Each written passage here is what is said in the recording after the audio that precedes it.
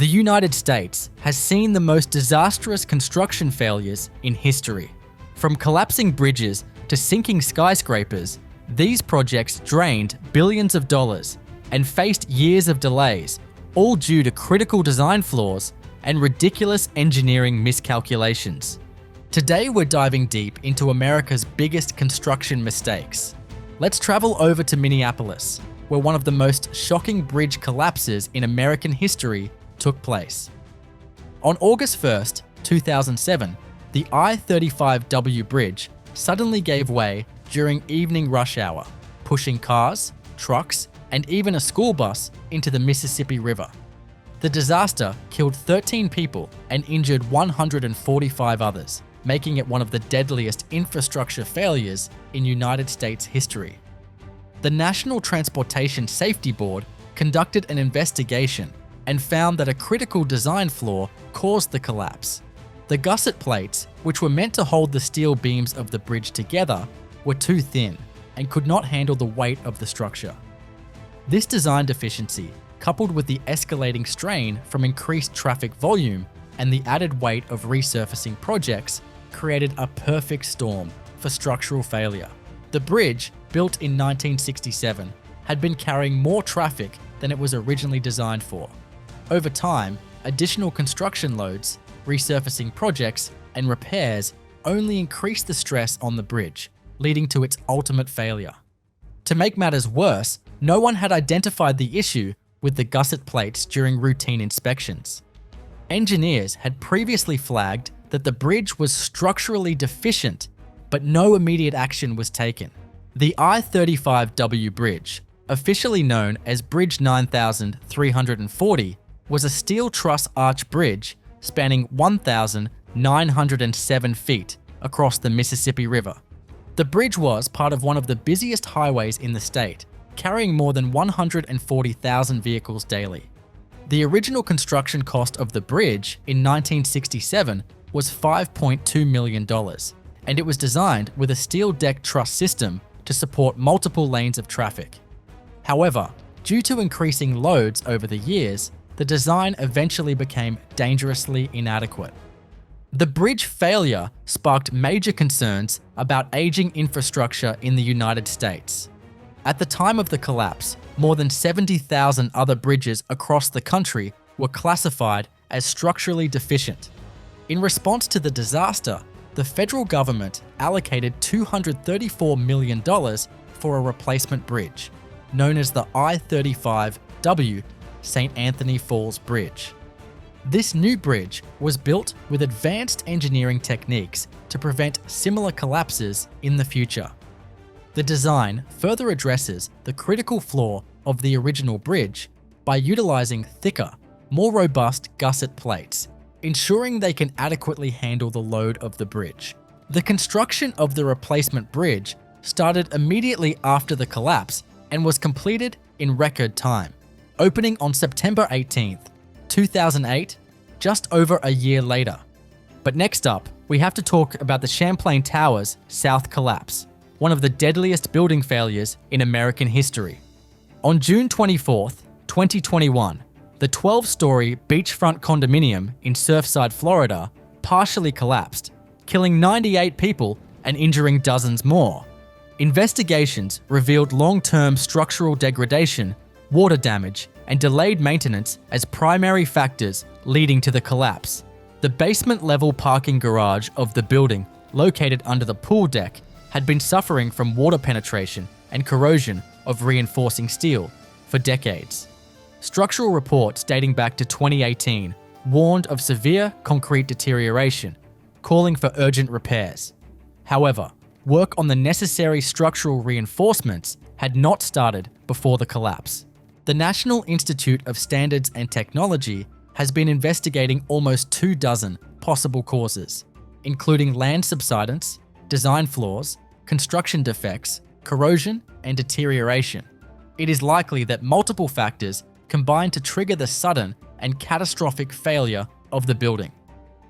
Champlain Towers South was built in 1981 and was one of 3 towers in a residential complex along the Surfside beachfront. The other 2 buildings, Champlain Towers North and Champlain Towers East, were completed later, but only the South Tower collapsed. The building was an L-shaped structure containing 136 residential units, ranging in size from 1,200 to 4,500 square feet. It had 1 to 4 bedroom units, a rooftop penthouse, and a swimming pool overlooking the Atlantic Ocean. Interestingly, the penthouses were not originally part of the approved design. An exemption was needed to exceed the height limit in Surfside. Additionally, Champlain Towers South was the first major construction project in the area following a Miami-Dade County moratorium on new development in the 1970s due to water and sewer infrastructure issues. In 1979, developers paid $2 million to replace the outdated sewer system of Surfside, securing approval for construction. Champlain Towers South relied on a flat slab design which lacked additional beams or frames for reinforcement.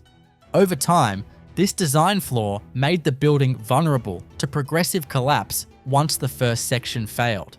Reports showed that the concrete support columns were cracking and that the reinforcing steel was heavily corroded. The parking garage had water pooling issues, with leaks worsening over decades. The Champlain Towers South collapse sparked nationwide discussions on building safety regulations, particularly in coastal high-rises exposed to humidity, salt water, and hurricanes. Let's discuss the Florida International University Pedestrian Bridge collapse, a project intended to enhance pedestrian safety, but instead ended in tragedy. On March 15, 2018, a 175-foot-long section of the University City Pedestrian Bridge suddenly collapsed, crushing vehicles on the highway below and killing 6 people. The FIU Sweetwater Pedestrian Bridge was a highly anticipated project meant to improve pedestrian safety in the area. It was designed to connect the town of Sweetwater with Florida International University, spanning an 8-lane highway where pedestrians frequently cross. A student had previously been struck and killed by a vehicle at the intersection, leading to the push for a safer crossing solution.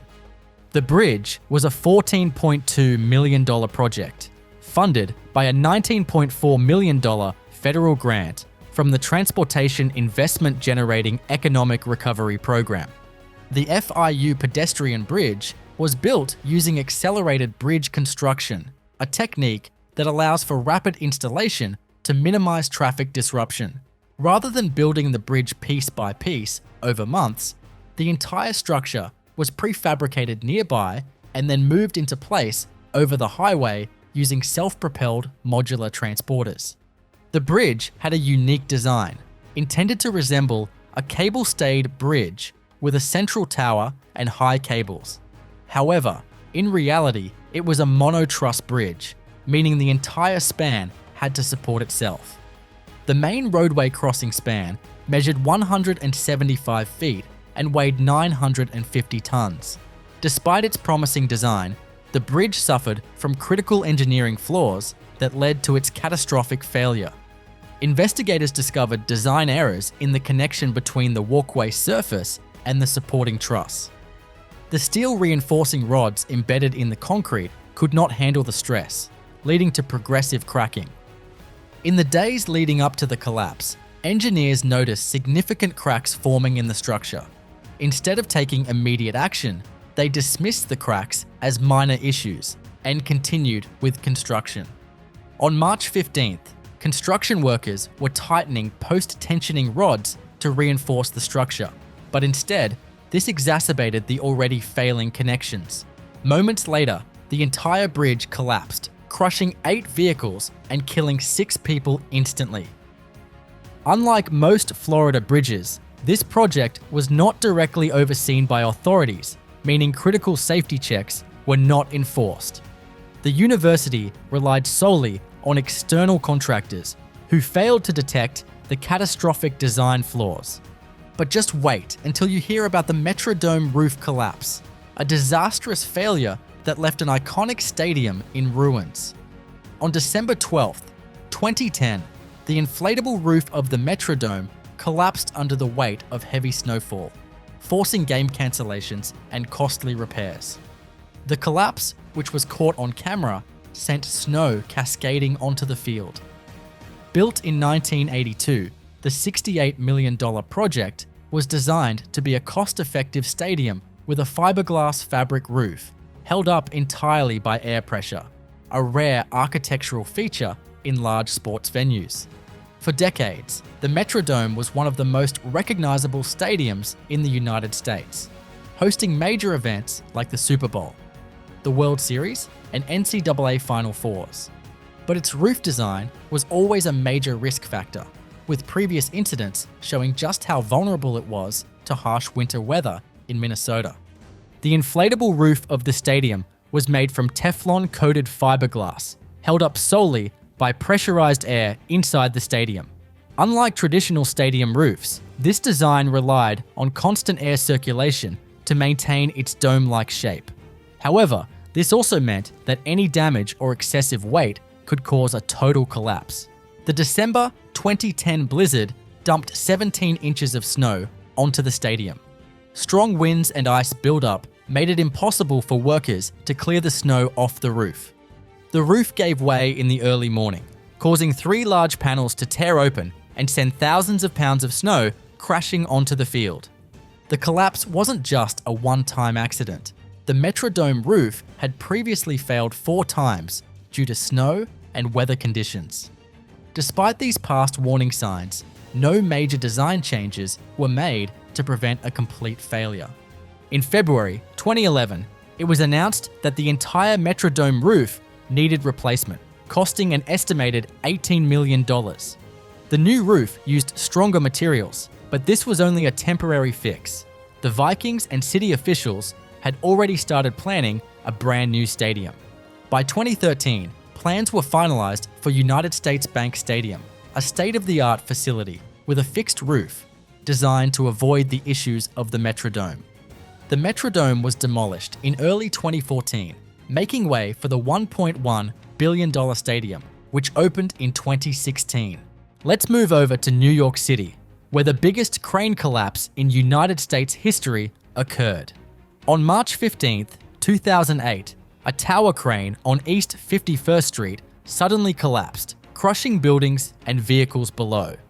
The accident killed 7 people, including 6 construction workers and 1 resident in a nearby apartment. The collapse sent shockwaves through the construction industry, leading to major regulatory changes in crane safety across the country. The Manhattan crane collapse was linked to the construction of a 43-story luxury condominium at 303 East 51st Street.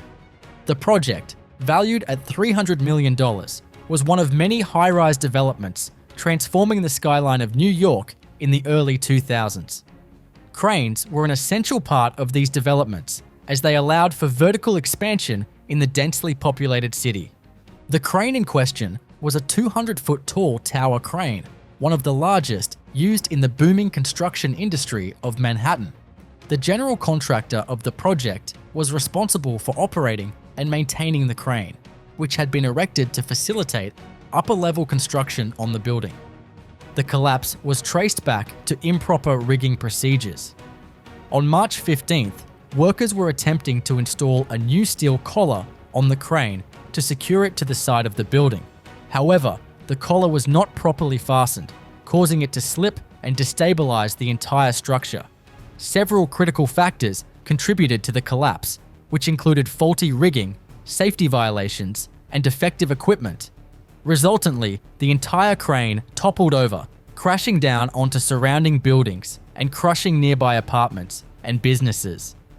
The collapse caused massive structural damage to multiple buildings and left 7 people dead, including 6 construction workers and 1 civilian in an adjacent apartment.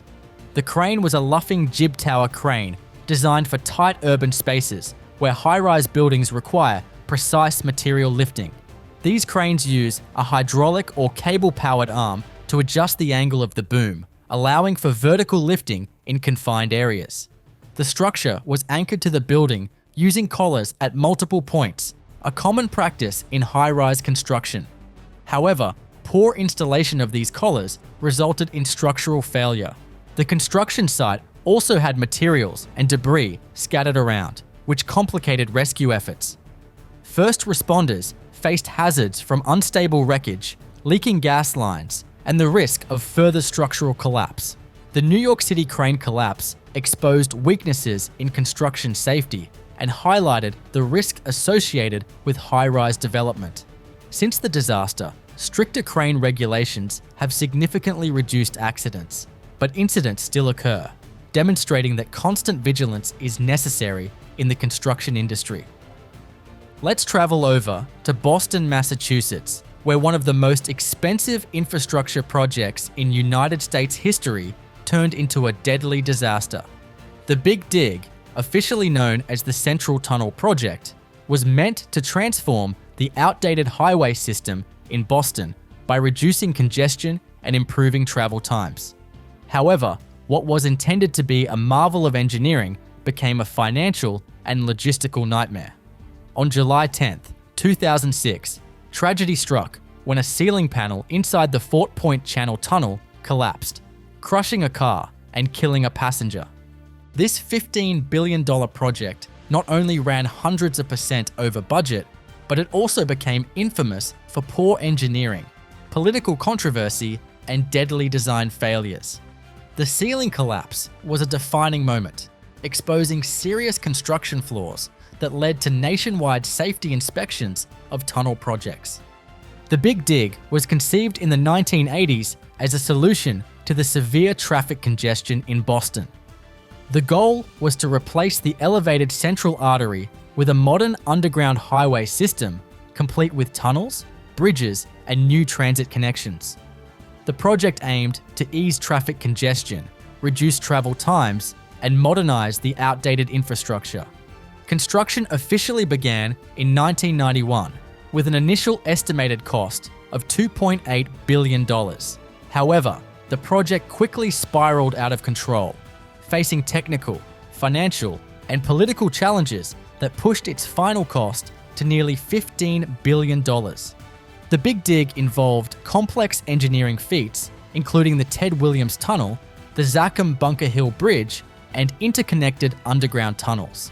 One of the most ambitious sections of the project was the Fort Point Channel Tunnel, where the deadly ceiling collapse occurred in 2006. The 2006 ceiling collapse was caused by faulty construction materials and design flaws. Large ceiling panels, each weighing 3 tons, were secured with epoxy bolts, an adhesive that was not strong enough to bear the weight over time.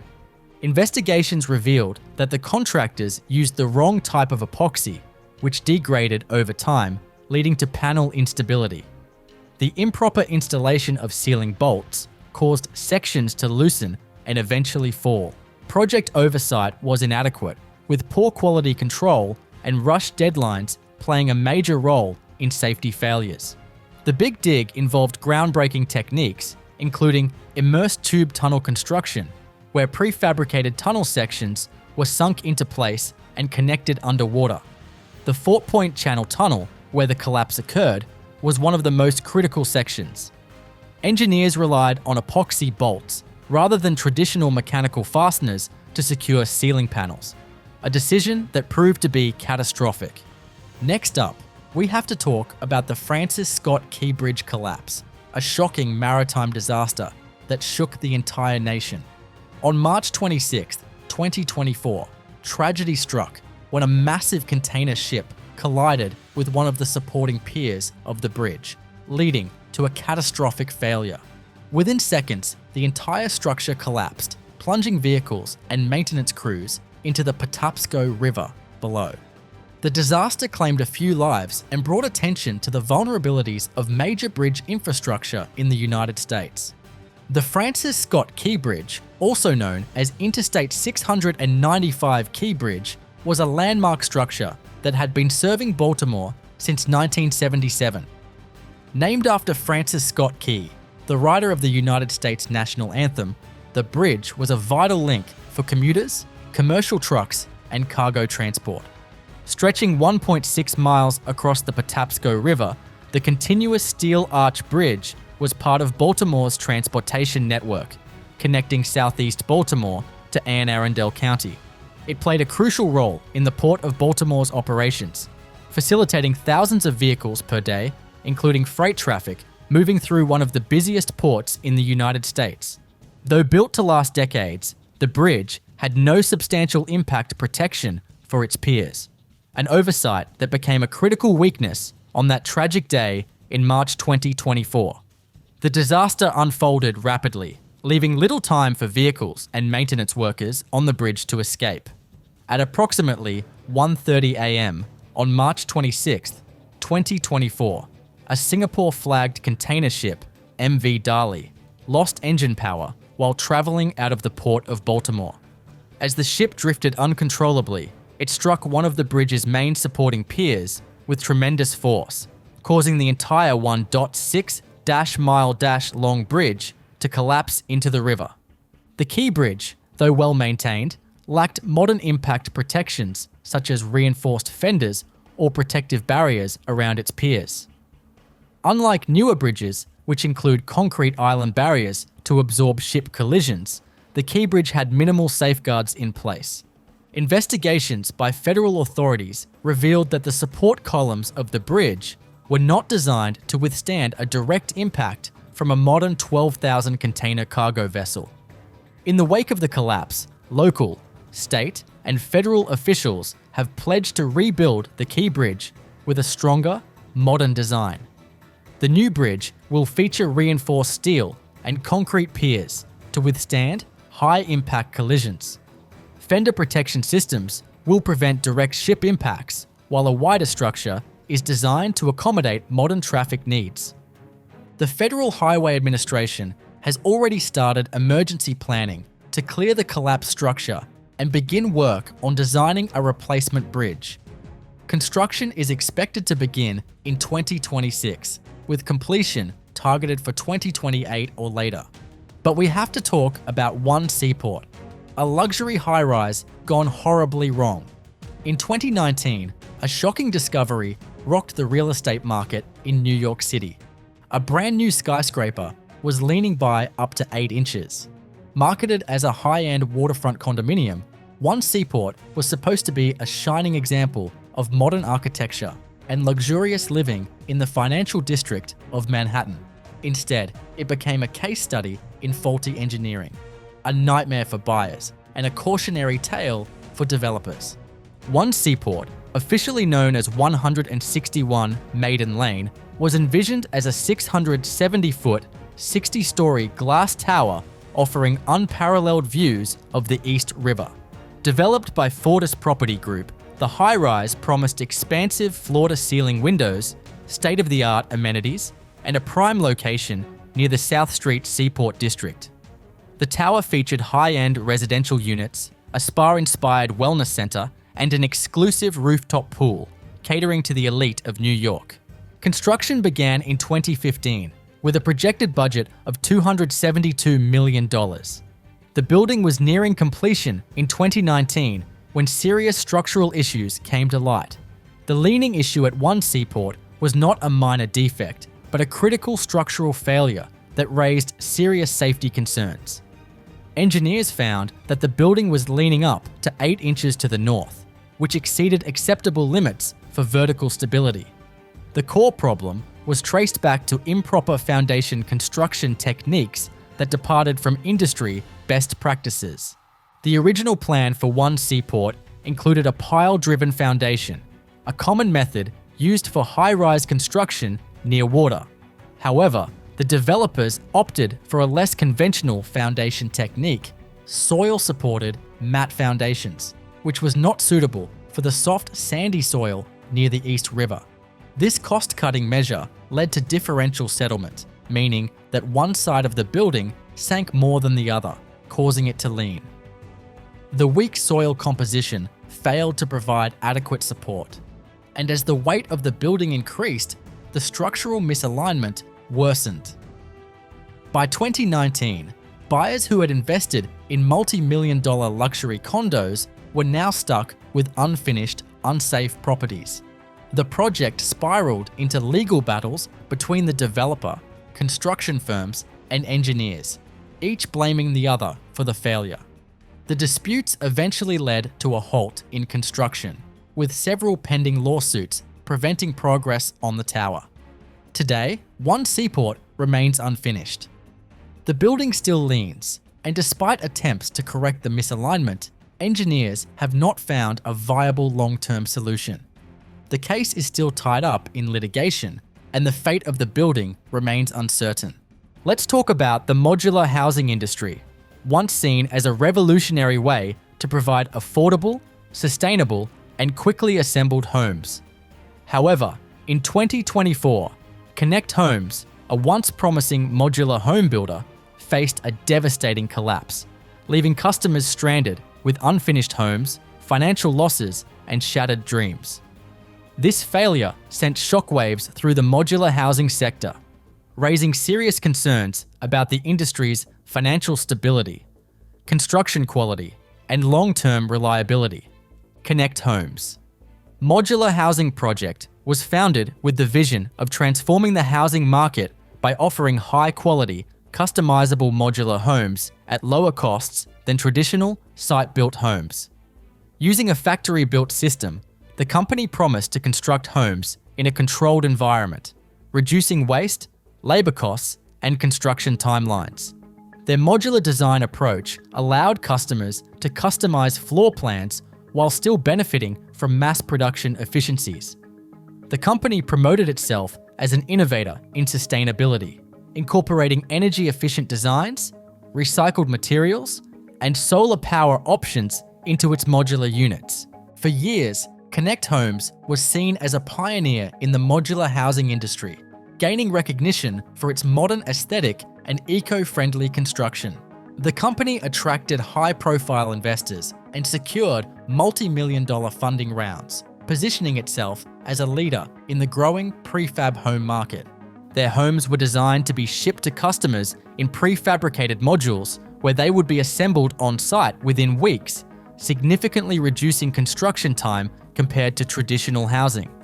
With demand for affordable, sustainable homes skyrocketing, the company expanded its operations across California and beyond, securing contracts with housing developers, individual home buyers, and government-backed projects. Despite its initial success, severe financial mismanagement, production inefficiencies, and an unsustainable business model led to the downfall of Connect Homes. The collapse of Connect Homes left a trail of financial devastation, not only for homebuyers, but also for contractors, suppliers, and investors. Customers who had paid deposits for their homes were left stranded, with many losing thousands of dollars.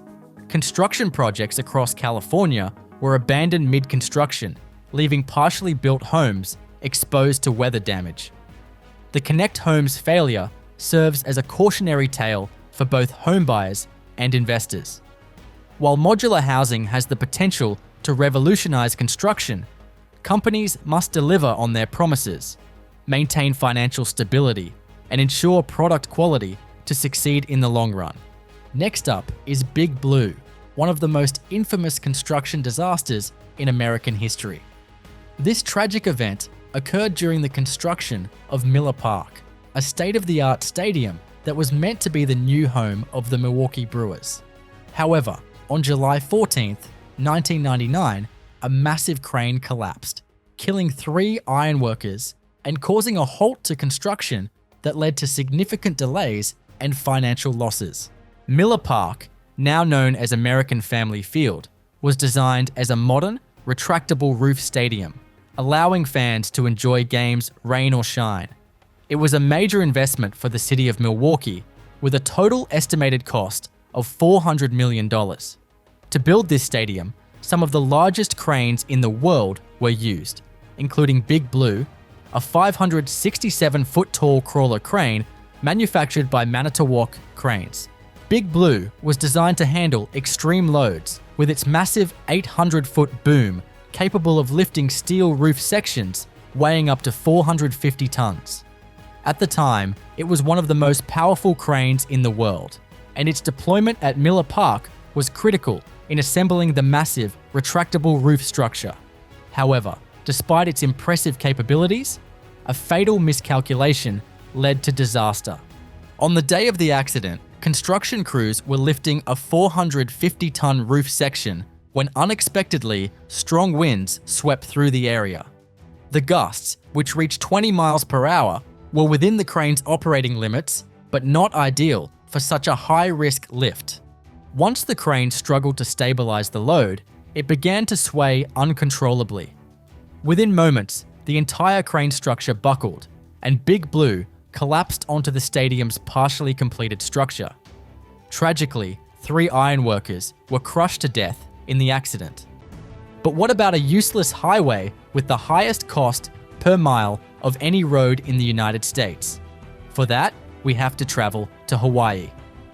When we think of Hawaii, we envision refreshing, lush green landscapes, traditional beaches rich with culture, and the perfect vacation spot. However, the citizens of Honolulu and Oahu Island had to deal with more pressing transportation issues than meets the eyes of foreign tourists. Honolulu residents struggled with transportation problems when connecting with other parts of the country. The island did not have a proper highway system until the government of Hawaii decided to address the traffic congestion arising from Honolulu's growing population, which now houses over 80% of the state's residents. Bearing that in mind, the US government approved funding for the H3 interstate, constructed to facilitate citizens commuting from Honolulu to other parts of the island.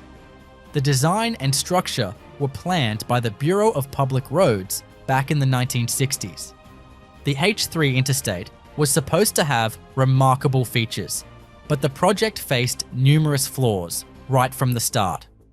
As a result, the citizens of Honolulu could only find a passage to nearby areas. This was different from what the island of Oahu needed to resolve its connectivity issues with the rest of the US. Another problem that arose was the desecration of sacred places. The H3 interstate was stopped several times during construction due to Hawaiian communities protesting and filing complaints against the project. The complaints emphasized that the interstate would pass through the sacred Koolau Mountains, causing many relics and sacred spots of the native communities to be tampered with or demolished just to route the highway through the mountain junction. This placed many question marks on the fate of the interstate midway through construction. Another major issue that surfaced was that the highway construction would damage and endanger the wildlife species residing in the forests of Hawaii, posing a severe environmental impact that the authorities did not foresee. As a result, the H3 interstate encountered numerous problems during construction, leading to several legal challenges. However, the state eventually secured hefty funding from the government, a staggering amount of $1.3 billion, making it the most expensive interstate highway ever built, even though it did not connect Hawaii to another state. Well, that dampens the real purpose of an interstate highway, doesn't it? Spending $80 million per mile just for a highway connecting key locations within the state proved far from worth the challenges the authorities had to endure to complete the interstate. Let's travel to the United States, where a useless water park megaproject is located. Walt Disney's River Country, the first water park at Walt Disney World in Florida, opened to great fanfare in 1976. Positioned on the shores of Bay Lake near the Magic Kingdom, it was themed as an old-fashioned swimming hole, complete with sandy bottoms, rustic wilderness, and all the charm expected from a Disney venture. Despite its initial popularity, River Country's story turned from a pioneering project to a deserted relic. The park was designed to give guests an experience akin to swimming in a lake, with water sourced directly from Bay Lake, filtered and treated before entering the pools. However, the idyllic concept faced unanticipated challenges that contributed to its decline. The water park model that River Country epitomized became outdated as more sophisticated, thrill-seeking water parks emerged. Newer parks offered more extensive, adrenaline-pumping attractions, unlike River Country's gentle slides and tame pools. A significant blow to its operation was the change in water safety perceptions and regulations. In the early 1980s, concerns about brain-eating amoebas found in natural bodies of warm fresh water like Bay Lake began to surface. Although no incidents were reported in river country, the potential risk became a public relations challenge. This issue, coupled with the logistical difficulties of upgrading the old infrastructure, made compliance complex and costly. The park operated seasonally until it closed indefinitely in November 2001. At its peak, river country attracted nearly 14,700 visitors on busy days, a number dwarfed by the tens of thousands who visit Disney's newer parks daily. Staying in the United States, let's visit a massive railway project called the Desert Express High-Speed Rail. Envisioned as a high-speed rail line between Las Vegas and Southern California, this rail link was meant to reduce travel times from an average of 4 hours to approximately 84 minutes. However, the Desert Express has struggled to move past the conceptual and early developmental stages. The project was first proposed in 2005, with plans to use state-of-the-art electric trains capable of speeds up to 150 miles per hour. From the outset, the Desert Express was touted for its potential to ease traffic congestion on the heavily traveled Interstate 15 freeway, a notorious bottleneck for tourists and truckers alike. The initial phase aimed to connect Las Vegas to Victorville, California, with further plans to extend the line to Palmdale and eventually tie into California's statewide high-speed rail network. The choice of Victorville as the southern terminus raised eyebrows from the beginning. Critics argued that Victorville, located approximately 85 miles northeast of downtown Los Angeles, was too remote to serve as an effective gateway to Southern California. Potential riders would still face a considerable drive to reach the train station, thereby diminishing the perceived convenience of high-speed rail travel. And to make matters even worse, funding the project proved to be a Herculean task too. The estimated cost for just the initial segment was about $5 billion, with the complete line to Palmdale projected at over $7 billion. While federal loans and private investments were considered, securing the necessary capital became an ongoing challenge, exacerbated by the economic fluctuations and political hesitations over government spending on infrastructure projects. Surveys indicated that the rail could attract up to 11 million passengers annually by offering a convenient alternative to the arduous drive. Despite this, the necessary momentum to finalize funding and commence construction has been elusive. As of now, the future of the Desert Express remains uncertain. Traveling back to the United States, it's time to investigate the Chicago Spire. Planned as a 20-foot twisting skyscraper overlooking Lake Michigan, the Spire promised luxury urban living with unparalleled views of Chicago's skyline. However, today it exists only as an infamous hole in the ground. Designed by renowned architect Santiago Calatrava, the Chicago Spire was to feature a unique, spiraling design that would include 1,200 luxury condominiums. The development was launched with fanfare in 2007, a time when the real estate market was booming and demand for high-end residential properties in Chicago was strong. The project initially attracted significant interest, with potential buyers putting down deposits for many of the units. At the time of its conception, the Chicago Spire was estimated to cost over $1 billion, making it one of the most expensive residential projects ever undertaken in the United States. The global financial crisis of 2008 was a severe blow to many sectors, but especially to real estate. As the market crashed, financing dried up, and the ambitious plans for the Spire unraveled quickly. The project's developer faced insurmountable financial difficulties, including lawsuits from creditors and an eventual bankruptcy. By 2014, with only a massive foundational hole excavated and no structure built, the project was officially canceled. Nowadays, the Chicago Spire site has become a glaring hole near Navy Pier, prompting city planners and residents alike to lament its status as a wasted opportunity. Despite multiple attempts to revive the project under new management, including a 2018 proposal that also failed to secure necessary funding, the site remains undeveloped. The hole for the foundation, which is 76 feet deep and 110 feet in diameter, is a physical reminder of the project's lofty ambitions and profound failures. Staying in the United States, it's time to look at a gigantic useless supercollider megaproject. The Texas Superconducting Super Collider represents one of the most significant and infamous abandoned scientific projects in history. Intended to be the world's largest and most powerful particle accelerator, the collider was designed to propel the United States to the forefront of particle physics research. Launched in the late 1980s in Waxahachie, Texas, the project's main component was to be a 54-mile ring of superconducting magnets, buried underground, designed to accelerate protons to unprecedented speeds. The total cost for the super collider was initially estimated at $4.4 billion in 1987. By the time the project was canceled in 1993, costs had escalated to over $12 billion, almost tripling the original estimate.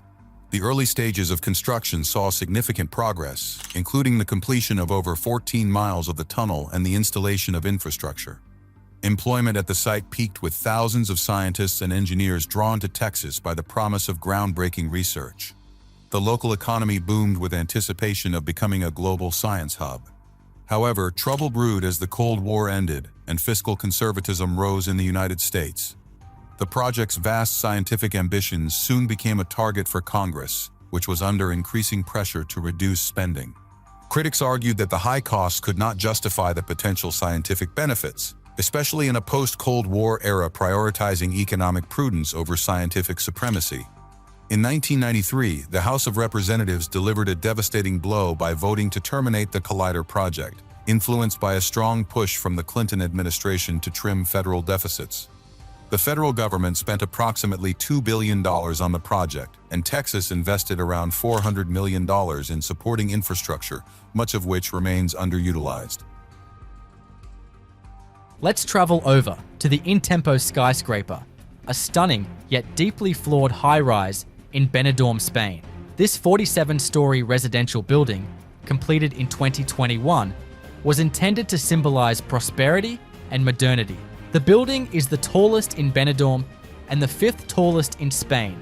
However, it has become infamous for a significant construction oversight that highlights the importance of planning in architecture. The in-tempo skyscraper was conceived during the real estate boom in Spain in the early 2000s. Rising to a height of 202 meters, it features 2 parallel towers, separated by a gap of 20 meters, and connected by a diamond-shaped structure at the top. Its sleek design aims to redefine the skyline in Benidorm and attract high-end clientele with luxurious apartments and stunning views of the Mediterranean Sea. The design of the building was officially presented in 2006. Construction started in 2007, but the global financial crisis of 2008 severely impacted the project. Developers pushed ahead despite mounting financial difficulties, and cracks in the metaphorical foundation began to appear. A critical flaw in the project was discovered in 2013 during construction: the absence of a service elevator for the upper floors. The original plans included an elevator system, but when the height of the building was increased from 20 to 47 stories, the design team failed to account for an elevator shaft reaching the upper levels. So there was no way to go upstairs but walk. This oversight left the upper floors without adequate vertical transportation, a glaring issue for residents of a luxury building. Poor planning led to unsafe working conditions for the builders and construction outpacing the design. There has been a construction elevator collapse, which injured several of the 13 workers aboard. Efforts to assist these people were delayed by design flaws, which did not permit emergency vehicles onto the building site. While this oversight was eventually corrected, it became a symbol of the broader issues. Budget overruns, delays, and legal disputes further affected in-tempo. It wasn't completed until 2021, 14 years after its groundbreaking. Even after completion, this $1.5 billion skyscraper struggled to attract buyers. Its reputation as a failed project stuck, tarnishing what could have been an iconic addition to the skyline in Spain. In-tempo serves as a cautionary tale about prioritizing style over functionality. Proper planning and consideration of practical needs, like elevators for a high-rise, are essential to avoid costly mistakes and ensure long-term viability. Next up, we have to talk about the Tower of Pisa, an iconic symbol of Italy, which stands proudly as one of the most infamous construction blunders in history. Originally designed as a freestanding bell tower for the Pisa Cathedral, the signature tilt of the tower makes it one of the most recognizable monuments in the world. Surprisingly, a critical construction error has turned the Leaning Tower of Pisa into a UNESCO World Heritage Site that draws over 6 million visitors each year. Construction began in 1173 during a period of prosperity in Pisa. Builders intended for the tower to stand tall, firm, and straight, but the trouble started as early as the second floor. The foundation, only 3 meters deep, got unstable due to unstable subsoil composed of clay, sand, and shells. By the time the third floor was completed in 1178, the tower had begun to tilt. Builders attempted to correct the tilt by adding extra height to one side, but this solution only added to the problem, giving the tower its now iconic curved shape. The construction of the tower was interrupted multiple times, notably due to conflicts between Pisa and its neighboring states, such as Genoa. These pauses, which stretched over decades, allowed the unstable subsoil to compress and harden, effectively preventing the structure from collapsing during its early stages. Despite these unplanned interventions, it took nearly 200 years to complete the tower, which finally stood at 56 meters tall with a striking tilt. By the 20th century, the tilt had worsened to a precarious 5.5 degrees, and the Italian government grew concerned about the stability of the tower. Following the sudden collapse of another historic tower in Pavia in 1989, authorities closed the leaning tower to the public and launched an ambitious stabilization effort. Engineers removed the heavy bells from the top to reduce the weight and installed steel cables and lead counterweights to stabilize the structure. Between 1990 and 2001, over $25 million was spent on restoration, during which soil was carefully excavated to reduce the tilt back to a safer angle of under 4 degrees. Now, a conservation group called Opera della Primaziale Pisana regularly monitors the tower and makes sure that the conservation work continues to help it. Today, the Leaning Tower of Pisa stands proudly, not in defiance of its construction flaws, but because of them. Its tilt has made it a global icon. Let's move over to the Aquadome, a visually stunning but tragically flawed mega project in Berlin, Germany. This cylindrical aquarium, located in the Radisson Blu Hotel, was an engineering marvel that once stood as the largest freestanding cylindrical aquarium in the world. However, a catastrophic failure turned this masterpiece into a symbol of engineering oversight. Aquadome was an ambitious project unveiled in 2003. Standing 25 meters tall and 11 meters in diameter, it contained over 1,500 tropical fish from 100 species, housed in 1 million liters of saltwater. The highlight was an elevator that traveled through the center of the aquarium, offering visitors a unique underwater experience. The structure was built to serve as a centerpiece for the hotel, combining entertainment and luxury in one location.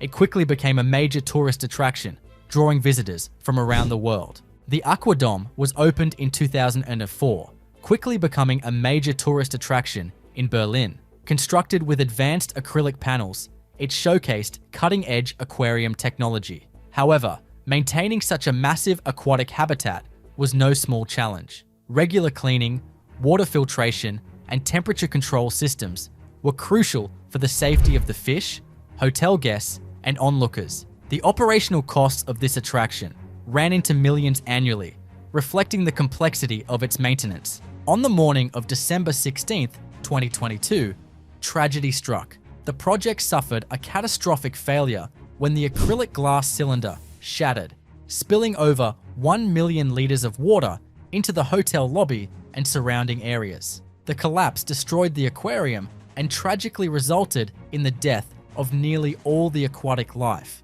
The force of the collapse was so intense that local seismographs recorded shockwaves from the incident. The root cause was attributed to material fatigue in the acrylic structure. Despite routine maintenance, the design of the tank and construction did not properly account for long-term stress and environmental factors, such as temperature fluctuations. Investigations revealed the large temperature difference between the warm water inside the tank and the freezing air outside on the night before the incident. This weakened the acrylic panels drastically, leading to their eventual failure.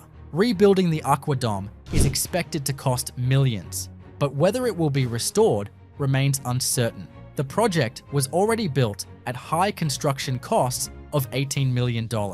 Investigations into the incident have further raised questions about the engineering practices used during its construction and maintenance. The Aquarium highlights the need for rigorous material testing and ongoing structural assessments in projects that push engineering boundaries. But what about the Lotus Riverside complex in Shanghai, China? This residential development became infamous in 2009 when one of its nearly completed buildings toppled over intact, a rare and shocking engineering failure. The Lotus Riverside complex was a high-end residential project consisting of 11 apartment buildings. It was marketed as a luxury living space in one of the rapidly developing urban districts in Shanghai. Each building stood 13 stories tall, offering modern amenities and a sleek design to attract affluent buyers. Completed in 2009, the Lotus Riverside complex was part of the booming real estate market in Shanghai, designed to cater to the growing population of the city. However, on the morning of June 27, 2009, disaster struck. One of the 13-story apartment buildings within the complex toppled over, landing on its side almost completely intact, narrowly avoiding its neighboring structures. Tragically, a worker who had entered the building to collect tools was killed during the collapse. The investigation revealed that the root cause was poor construction practices. During excavation for an underground garage adjacent to the building, contractors improperly piled excavated soil on one side of the building, creating uneven pressure on the foundation. The foundation was further weakened by heavy rains, causing the building to tip over. The incident exposed significant lapses in engineering oversight, soil testing, and adherence to safety standards. The collapse exposed critical flaws in the broader practices of the construction industry in China. Following the collapse, 9 key individuals from Shanghai Zhongxin Construction were detained for further investigation. Meanwhile, buyers of properties within the complex demanded refunds and compensation, leading to significant financial losses for the developers. The incident also sparked widespread criticism of the construction industry in China and its tendency to prioritize speed and cost-cutting over quality and safety. Lots of things should have been done differently to avoid this construction mistake.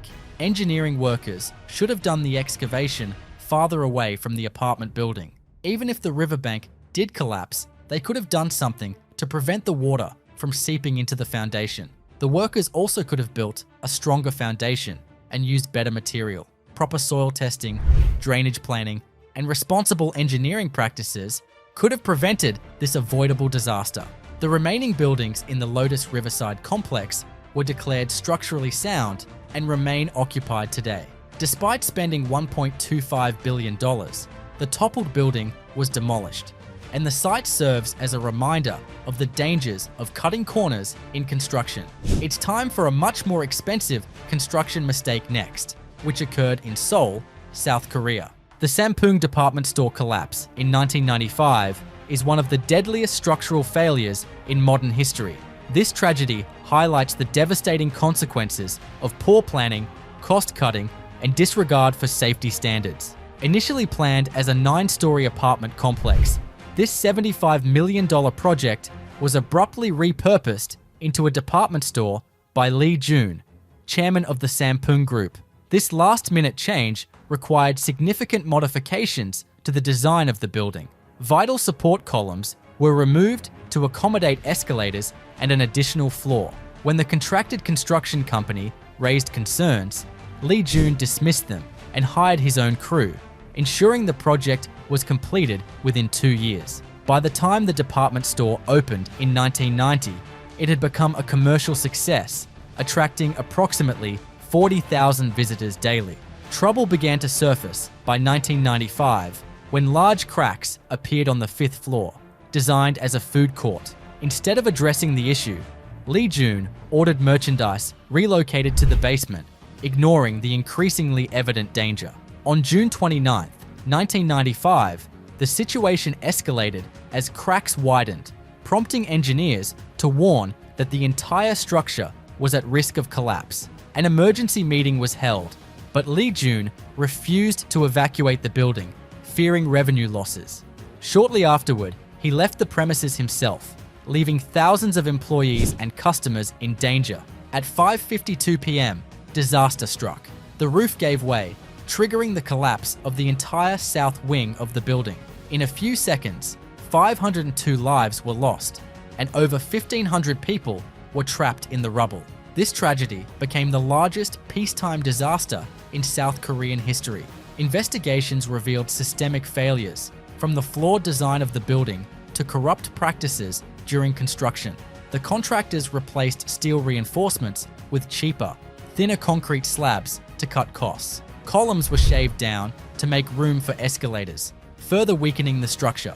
Despite visible cracks in the days leading up to the collapse, the store remained open to avoid revenue losses. Lee Jun and his son were found guilty of gross negligence and bribery, receiving prison sentences exceeding 10 years. High-ranking officials who had accepted bribes to approve the project also faced similar punishments. The collapse led to sweeping reforms in construction safety laws in South Korea. Today, the site has been controversially redeveloped into a luxury apartment complex, with a memorial erected elsewhere to honor the victims.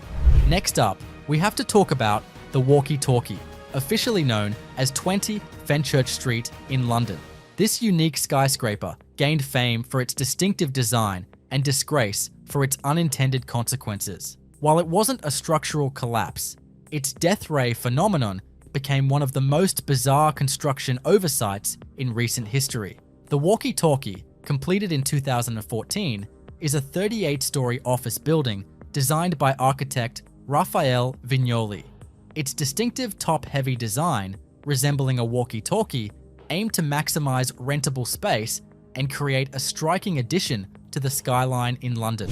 However, compromises in the design were made early on, including a reduction in height from the originally planned 200 meters. This was intended to ensure historic landmarks in London, like St. Paul's Cathedral and the Tower of London, remain unobstructed. The south-facing concave facade of the building, made entirely of reflective glass, was intended to improve energy efficiency through natural ventilation and solar gain. Yet, this very feature set the stage for a disastrous design oversight. Shortly after the completion of the building, pedestrians and businesses nearby began noticing intense heat emanating from the structure. The curved glass acted as a concave mirror, concentrating sunlight onto the street below.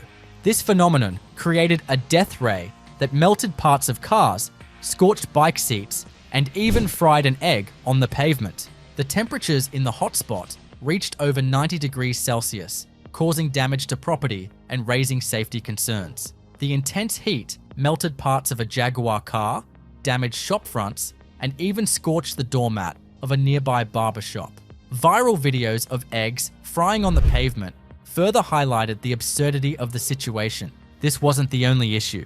The aerodynamic shape of the building created strong downdrafts, sending gusts of wind that knocked over pedestrians and blew signs off buildings. These problems turned the walkie-talkie into a hazard for both people and property. The backlash was swift and severe. The building earned the ignominious Carbuncle Cup for being the ugliest building in the UK. Developers were forced to install a brise soleil, a louvered sunshade, on the southern facade at an estimated cost of $10 million to mitigate the glare. Despite these fixes, the walkie-talkie remains a cautionary tale in architecture. But we have to talk about one of the most expensive construction mistakes committed in the United States. The Big Dig in Boston, officially known as the Central Tunnel Project, is infamous for its staggering cost overruns, delays, and structural issues. The concept of the Big Dig emerged in the 1970s, spearheaded by Massachusetts Transport Secretary Fred Salvucci. By the 1980s, the Central Artery, built in the 1950s, had become a bottleneck for growing traffic in Boston. Daily congestion often lasted up to 10 hours, and forecasts warned it could worsen to 16 hours by 2010. To combat this, the project proposed constructing a 5.6 kilometers tunnel beneath downtown Boston. connecting Logan International Airport via the Ted Williams Tunnel, incorporating the Bunker Hill Memorial Bridge. Initially budgeted at $2.8 billion in 1982, the project finally broke ground in 1991 after overcoming years of bureaucratic hurdles and a narrow congressional approval. The true costs, however, were grossly underestimated. Adjusted for inflation, construction costs skyrocketed to over $15 billion, with total expenses, including interest, reaching an eye-watering $22 billion by completion.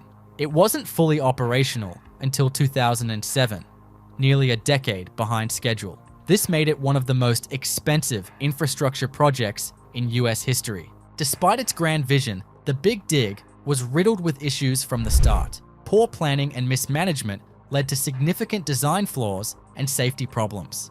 The construction involved tunneling beneath the bustling downtown in Boston without disrupting traffic on the elevated central artery above. Engineers likened it to performing open-heart surgery on a marathon runner.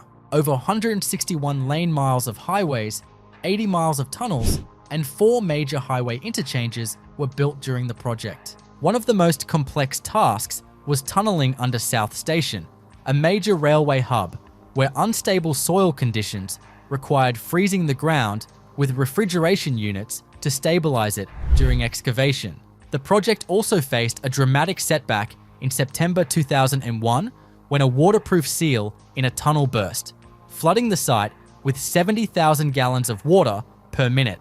Engineers averted disaster by deliberately flooding the entire tunnel to equalize pressure and save its structural integrity. In 2006, a section of the ceiling in the tunnel collapsed, killing a motorist. Investigations revealed substandard materials and shoddy workmanship, sparking a massive review of tunnel safety. Hundreds of leaks were discovered in the tunnel walls, causing flooding and raising concerns about long-term durability. The Big Dig highlights the importance of transparent project management, realistic budgeting, and rigorous quality control. But just wait until you hear about the Sydney Opera House in Australia, an architectural masterpiece that faced numerous construction challenges and cost overruns. With its sail-like roofs and design inspired by natural forms such as palm trees and seashells, it has become a symbol of Australia. While it's now a symbol of innovation and beauty, its construction story is one of the most infamous in history. The Sydney Opera House was designed by Danish architect Jørn Utzon, who won an international design competition in 1957. Its bold, sail-like structure was meant to evoke the maritime culture of Sydney and push the boundaries of architectural design. Utzon envisioned a construction process in 3 phases: the base, the curved shell roof, and the interiors. Construction began in 1959 with a modest budget of $7 million and a 4-year timeline. Yet, the project was already running ahead of its design as the government rushed to start before the elections. This rushed approach triggered a cascade of challenges. Design adjustments expanded the number of theaters from 2 to 4, and a flawed site stability report meant the foundation had to be rebuilt, causing delays. 4 years in, only the concrete base was complete. The real hurdles came in phase 2. The vision of Utzon for ceramic tile-covered shells proved difficult and costly. Casting the unique shapes required revolutionary engineering solutions, and costs spiraled to $22 million by 1966, 3 times the initial budget. Tensions escalated as the newly elected government, led by Public Works Minister Davis Hughes, withheld funds, demanding detailed proof of work. Facing financial strain, Utzon threatened resignation, which Hughes swiftly accepted. Utzon left Australia and never returned. In the absence of Utzon, a panel of Australian architects completed the project. The shells were finalized 3 years later, their intricate design featuring over 1 million custom ceramic tiles. The final phase, interior design, required entirely new plans and an additional $17 million, pushing the total cost to $102 million, over 14 times the original estimate. Despite this rough journey, the Sydney Opera House opened in 1973 to global acclaim. Its cultural and economic impact was immediate, recouping construction costs within 2 years. Though Utzon never returned to see his completed masterpiece, he was awarded the Pritzker Prize in 2003, cementing his legacy as a visionary architect. The Sagrada Familia in Spain is an awe-inspiring basilica in Barcelona that exemplifies architectural genius and artistic ambition. Designed by Antoni Gaudí, it's a masterpiece of Gothic and Art Nouveau styles. However, the project is notorious for its never-ending construction and numerous design challenges, making it one of the most delayed building projects in history. Construction of the Sagrada Familia began in 1882, initially led by architect Francisco de Paula del Villar. Gaudí took over the project in 1883, transforming the basilica into his magnum opus.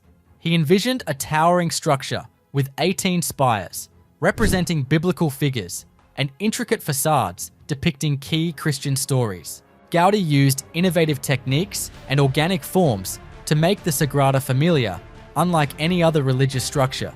He even devised special models to calculate the complex geometry of its vaulted ceilings and towers. The primary mistake with the Sagrada Familia is its protracted timeline. Gaudí's ambitious vision, coupled with the reliance on private donations, slowed progress significantly. He famously remarked, "My client is not in a hurry," referring to God. In 1926, Gaudí was tragically struck by a tram, leaving the basilica incomplete. Much of his original plans and models were destroyed during the Spanish Civil War in the 1930s, further complicating construction. There were some technological challenges too. Gaudí's complex designs were ahead of their time, requiring modern technology to achieve. Engineers had to develop new construction techniques to bring his vision to life. The construction of this mega project incorporates innovative techniques for its time. The design includes hyperboloid structures, parabolic arches, and intricate stone carvings, all requiring exceptional craftsmanship. Modern technology has significantly expedited work in recent years, with 3D modeling and computer-aided design playing key roles in recreating Gaudí's intricate details. Today, robotic tools are employed to carve stone with precision, while prefabrication methods speed up the assembly of certain elements. The Sagrada Familia remains a work in progress, with construction expected to be completed by 2026, marking the 100th anniversary of Gaudí's death. The cost of completing this basilica has grown exponentially.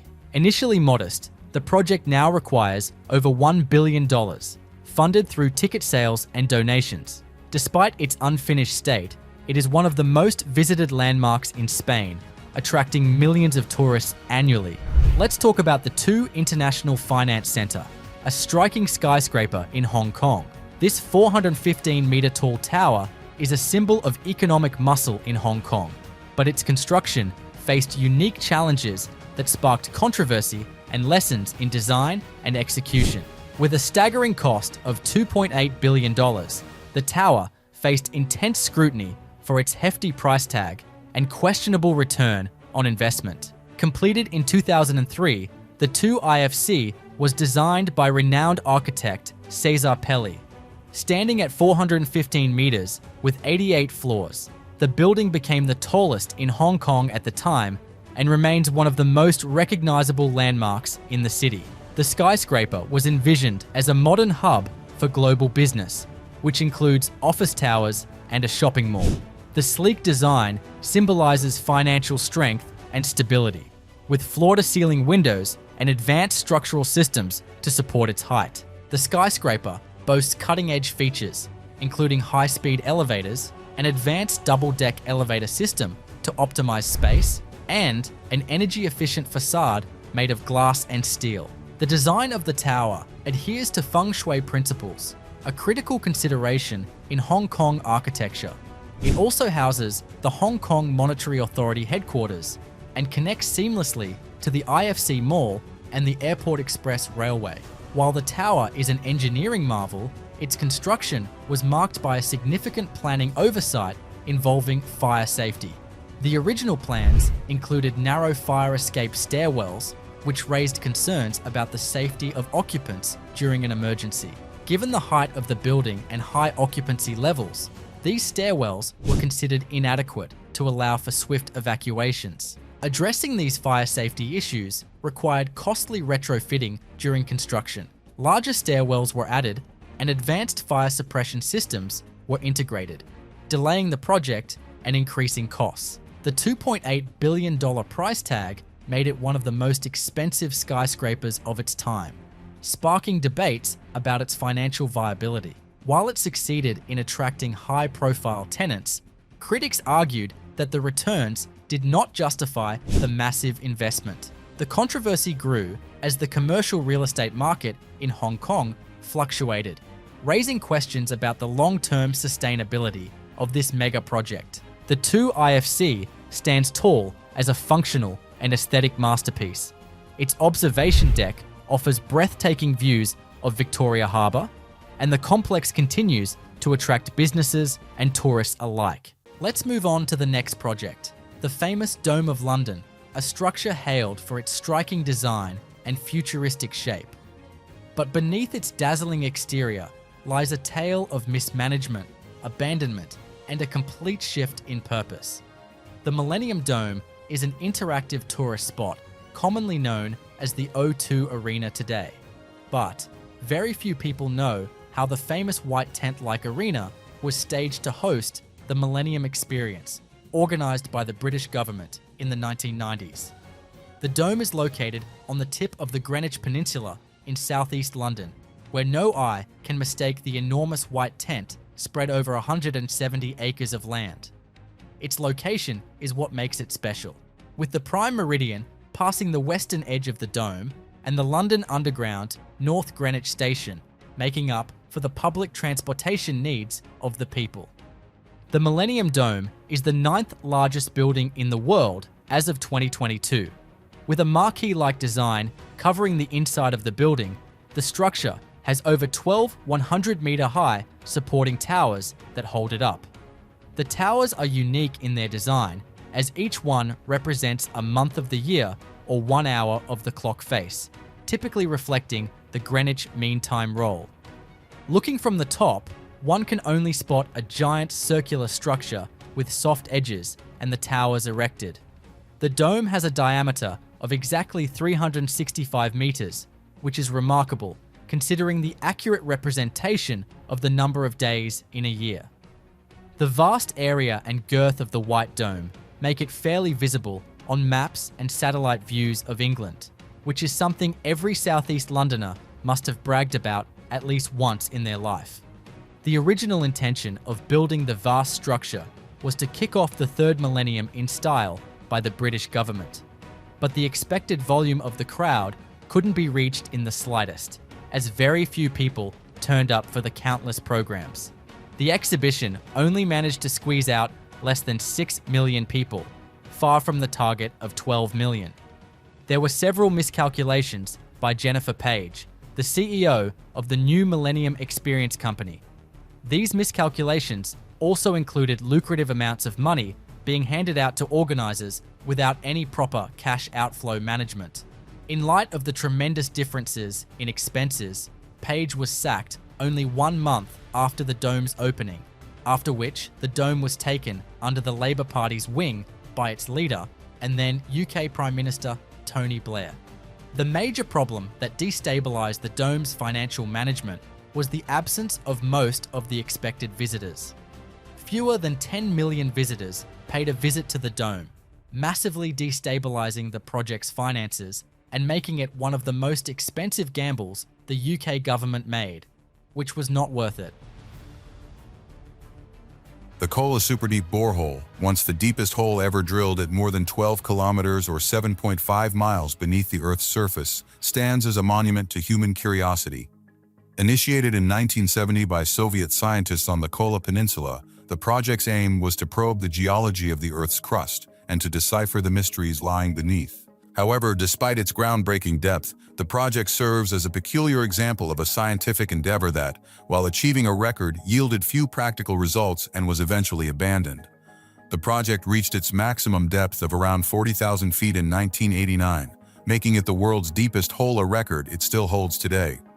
The extreme depth brought extreme temperatures, which rose much higher than expected, reaching over 180 degrees Celsius or 356 degrees Fahrenheit.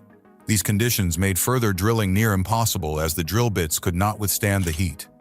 By the early 1990s, following the dissolution of the Soviet Union, funding for the project dried up. The scientific outpost around the borehole was gradually abandoned, and the site fell into disrepair, with the borehole itself being sealed. Despite reaching deeper into the earth than any other drill attempt, the borehole penetrated just 0.2% of the way to the Earth's center. Berlin Central Station in Germany is one of Europe's largest and most modern railway stations, serving as a major transportation hub in the heart of Berlin. The station's construction involves significant engineering and architectural challenges, including the integration of multiple rail lines and the creation of a multi-level structure to accommodate high-speed, regional, and local train services. The station's design features a vast glass roof and an extensive use of steel and concrete to create a spacious and open interior. The construction process for Berlin Central Station began with the excavation of a large underground cavity to house the lower levels of the station. This was followed by the installation of reinforced concrete foundations and structural supports to create the station's framework. The use of advanced construction techniques, such as top-down construction, allowed for the simultaneous construction of the upper and lower levels, reducing overall construction time. In this method, the ground-level structure is built first, followed by the excavation and construction of the lower levels. This technique minimizes the need for extensive temporary supports and allows for faster progress. The station's glass roof was assembled using prefabricated steel and glass components, which were lifted into place using large cranes and carefully aligned to ensure structural integrity and aesthetic appeal. The roof's design allows natural light to flood the interior, creating a bright and welcoming environment for passengers. The extensive use of glass also provides panoramic views of the surrounding cityscape. The construction of Berlin Central Station also involved the installation of complex rail systems. This included laying new tracks, installing signaling systems, and integrating with the existing rail network. High-precision track laying machines were used to ensure the tracks were positioned with millimeter accuracy, essential for the smooth operation of high-speed trains. Moving on, the next project on the list is a failed amusement park project based in Turkey, which was considered one of the largest entertainment hubs on the planet when it was constructed. Wonderland Eurasia, also known as Anchor Park, was a Turkish amusement park plan initiated by the 27th Mayor of Ankara in 2013. It was announced that the park would originate on the Ataturk Forest Farm and Zoos property, which was once the property of the late King of Turkey, Mustafa Kemal Ataturk. However, the construction of the park was halted several times because of court rulings that the sanctity and property rights of their former ruler would be desecrated by altering the lands and the forest. Facing many halts in 2014 and 2015, the park finally crept closer to its completion in 2017, when the GBM Group acquired the park lease for 29 years. Additionally, the government also decided to build an underpass and allocate a budget of $800 million. Finally, the park was completed in 2019, and it was announced that it would open on March 20th, 2019. However, it was only a short time before it had to be closed down due to the ongoing pandemic, resulting in extremely low attendance at the lucrative park that siphoned over 2 billion Turkish liras from the government budget. Following the 2 long years of the pandemic, there was no revenue generated by the amusement park, which caused the land of the amusement park to finally be acquired by the Ankara Metropolitan Municipality in 2022. After the acquisition, the Ankara Metropolitan Municipality conducted surveys across the city from the residents to decide the fate of the abandoned park premises, which were converted into a greenbelt area after a majority's suggestion. This makes Wonderland Eurasia one of the most lucrative capital investments by the government, which has gone down the drain. Next up, it's time to go to Dubai. Located here is Dubai Land, which was once envisioned as one of the largest and most extravagant tourist destinations on the planet. Announced in 23, Dubai Land was designed to be the Middle East answer to Orlando's Walt Disney World, expected to dramatically elevate the United Arab Emirates' position in the global tourism hierarchy. Spanning an area of 278 square kilometers, it was to feature theme parks, sports venues, and a vast array of residential developments. The original plans for Dubai Land projected it would attract 15 million tourists each year by the time it was fully operational in 2018. The project broke ground in 2004 with high expectations. However, the 2008 global financial crisis severely impacted Dubai's real estate market, stalling many construction projects and leaving Dubai Land in a precarious position. Funding evaporated as real estate prices crashed and the global economy sputtered. As Dubai's economy began to recover, some parts of the Dubai Land project were gradually resumed, but the original vision was heavily downsized and segmented. Several planned attractions were permanently shellacked or transformed into more feasible projects. For instance, the Tiger Woods Dubai, a luxury golf community within Dubai Land, was shelved indefinitely. Today, large portions of the intended Dubai Land area remain undeveloped, with infrastructure partially completed and then left to languish, visible from nearby highways. The total investment in Dubai Land was projected to be over $64 billion, making it one of the most ambitious entertainment complexes ever conceived. Leathermouth Rail Link in Scotland is a major infrastructure project aimed at reconnecting the Leathermouth area to the national rail network. The project involves the construction of new railway tracks, the renovation of existing infrastructure, and the creation of new stations. The construction process involves several significant engineering challenges, including working in a densely populated urban environment and integrating with existing rail infrastructure. The construction process begins with extensive site preparation, including the clearing and grading of the site and the installation of deep foundations to support the new railway tracks. The tracks are constructed using high-quality steel rails and reinforced concrete sleepers, which provide durability and stability. The construction process also involves the installation of advanced signaling and communication systems to manage train movements and ensure passenger safety. The renovation of existing infrastructure includes the upgrading of bridges, tunnels, and level crossings to accommodate the new railway tracks. This requires careful planning and execution to avoid disruptions to road and rail traffic. Advanced construction techniques such as prefabrication and modular construction are used to minimize on-site work and reduce construction time.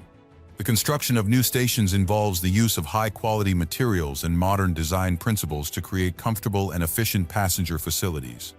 The stations are equipped with advanced ticketing systems, passenger information displays, and security systems to enhance the passenger experience. The integration of green spaces and public art also contributes to the aesthetic appeal of the stations.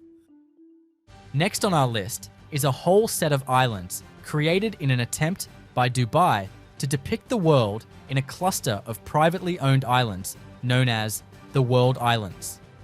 The islands are just a couple of kilometers away from one of the world's most luxurious estate spots and a similar location, but they failed to garner as much attention, resulting in a waste of a ton of money.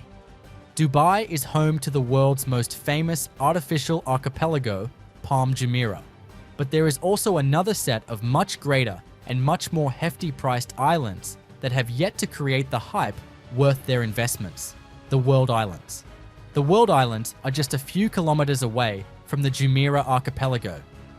The plan was initiated in 2003, aiming to include over 300 islands. For the island formation, boatloads of sand were dredged from the shallow coastal areas of Dubai and poured onto the planned locations, forming mounds of sand shaped like islands. The archipelago's name, the World, carried a strong meaning behind it, as the clustered islands were supposed to resemble the world map. The World Islands were primarily meant to be sold to private contractors and dealers. Sure enough, within 5 years of their construction, almost 60% of the islands were sold to private contractors. However, the remaining parts of the islands have not been developed into a proper shape until now. The construction of the islands faced a temporary halt when the country faced a financial crisis in 2009. The archipelago is scattered across a total area of 6 by 9 kilometers, which has a shoreline of around 232 kilometers, shielding the islands from sea waves. Until now, only a few of the islands have been fully developed, including Lebanon Island, designed to host commercial ceremonies and private parties. Aside from Lebanon Island, the North American continent has also been partially developed and is planned to be constructed into a set of resorts. Island Island has also been developed into an Irish pub. Quite ironic, right? Despite 60% of the territory being sold to private investors, a major part of the archipelago has still not been handed over to a bidder, and the construction and further development have also ceased. What makes the timing more troublesome for the government is the speculation that the stopped work is causing the islands to erode back into the sea due to weak foundations. This poses a major threat to the developers of the islands, who must make their project worthwhile by taking it all the way to the finish line, or the unsold islands, which have already started to disappear back into the sea, might give them the biggest blow from such a unique mega project. But what about an entire Olympic park being left to rot? That's what happened to the Sochi Olympic facilities in Russia, which were erected for the 2014 Winter Olympics. These facilities were part of a monumental effort that saw the country spend over $50 billion, making it the most expensive Olympics in history. This ambitious project transformed Sochi, a relatively obscure Black Sea resort city, into a winter sports wonderland almost overnight. However, the glittering facade of success hides a less glamorous reality of these megastructures. The Sochi Games involved the creation of an entirely new Olympic park and the development of numerous state-of-the-art sports venues from scratch, including a ski resort, a bobsleigh track, and facilities for hockey and skating, among others. While the Games themselves were a spectacle, drawing athletes and spectators from around the globe, the aftermath tells a story of grandiosity giving way to ghostliness.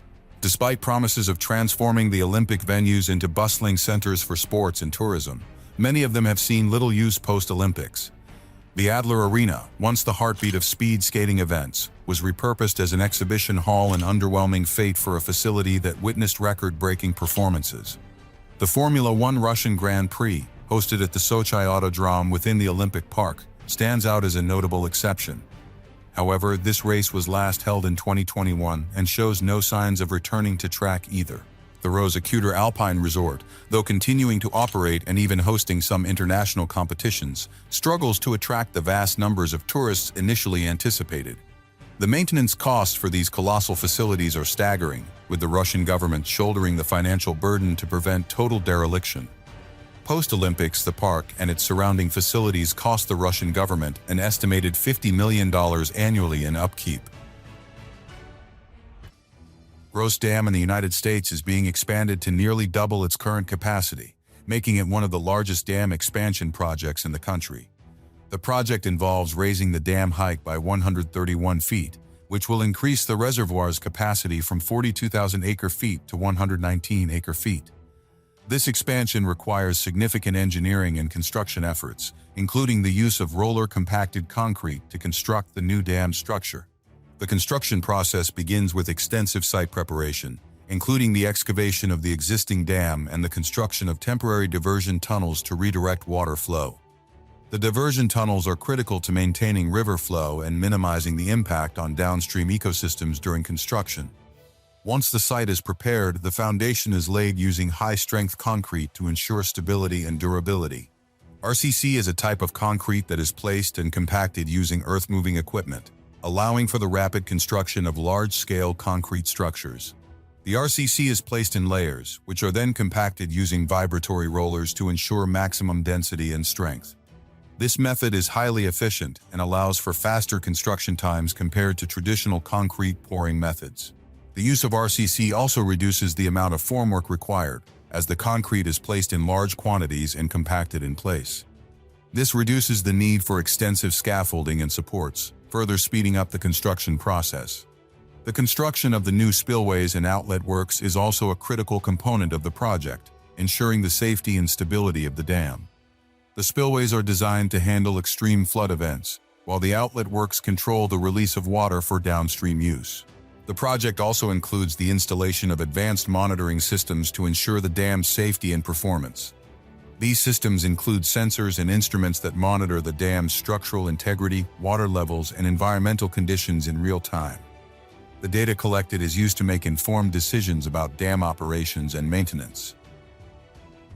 We have to talk about Mirabel Airport, initially known as Montreal International Airport, which was once touted as the pinnacle of modern aviation. It is a vast airfield left non-operational for civilians, despite being much more capable and prominent than other airports in Canada. Mirabel Airport was constructed on October 4th, 1975, and, being a cargo and international passenger airport at first, it was the largest airport in the world at the time of its completion, with its area reaching 39,660 hectares. The airport has pioneering significance, as it is one of only 3 non-capital airports with fewer than 200,000 passengers as part of the national airport system. Besides that, Mirabel Airport is one of the only 2 airports in Canada with sufficient right-of-way that can be expanded to accommodate 50 million passengers per year, aside from Toronto Pearson International Airport. Although Mirabel Airport was opened with a strong future and started off well, the airport never had enough traffic to support its lucrative operations. This means that while the airport was a major project built to serve almost 50 million passengers, flights never got rerouted or landed at Mirabel Airport as much as needed to sustain its affairs. The major reason was the lack of transport services to the airport. Passengers did not have any option to travel the hundreds of kilometers needed to catch a flight from the Mirabel hangars. For this purpose, a high-speed rail was planned to be launched for people who wished to board flights from the airport, but that plan never saw the light of day. As a result, the passenger terminals remained vacant, and the hangars stayed empty even during the busiest seasons of the year. Eventually, the government ran out of money to spend on the gigantic passenger terminals, which resulted in a full closure of the passenger terminal in 2004, after the last commercial passenger flight took place on October 31st, 2004. The passenger terminal apron, where airplanes and flights were supposed to park and board, is now a racecourse, while the main passenger terminal building was demolished in 2016. After that, Mirabel Airport operated only through cargo business and rerouted cargo flights from its hangars. However, the main purpose of the airport, which was to replace the Dorval Airport with the Canadian Eastern Air Gateway, did not go as planned, resulting in the closure of Mirabel Airport. But have you ever seen this large abandoned ghost city constructed for thousands of people that remains empty until this day? Ordos, China, often referred to as the largest ghost town in the world, epitomizes the potential pitfalls of overzealous urban planning. Located in Inner Mongolia, this city was intended to be a modern metropolis to rival Beijing and Shanghai, equipped with state-of-the-art infrastructure, luxurious residential districts, and all the amenities needed for a thriving urban center. The new area of Ordos, known as Kangbashi, was designed with expansive boulevards and imposing government buildings that echo the grandeur of major world capitals. Initially, interest in Kangbashi was high, and property values soared as investors rushed to stake their claim in what was touted as a symbol of China's rise. However, the reality of living in a remote, newly constructed city soon set in. Kangbashi lacked the essential organic growth that nurtures a city's development. It was too far from major trade routes and economic centers, and there were few employment opportunities outside the construction sector. Like many other failed megaprojects, the global financial crisis of 2008 and China's subsequent economic slowdown exposed the vulnerabilities in the real estate market, which was heavily leveraged and speculative. By 2010, it became clear that the demand Ordos had anticipated simply wasn't materializing. The streets of Kangbashi are now lined with empty skyscrapers, vacant apartments, and deserted shopping malls. Its public spaces, such as the massive theater and the museum, see few visitors. Infrastructure, though largely completed, decays slowly due to underuse. Despite the capacity to house hundreds of thousands, Kangbashi's actual population has lingered in the low tens of thousands, leaving much of the city uninhabited. Pittsburgh International Airport in the United States is undergoing a major modernization project to enhance its capacity and facilities.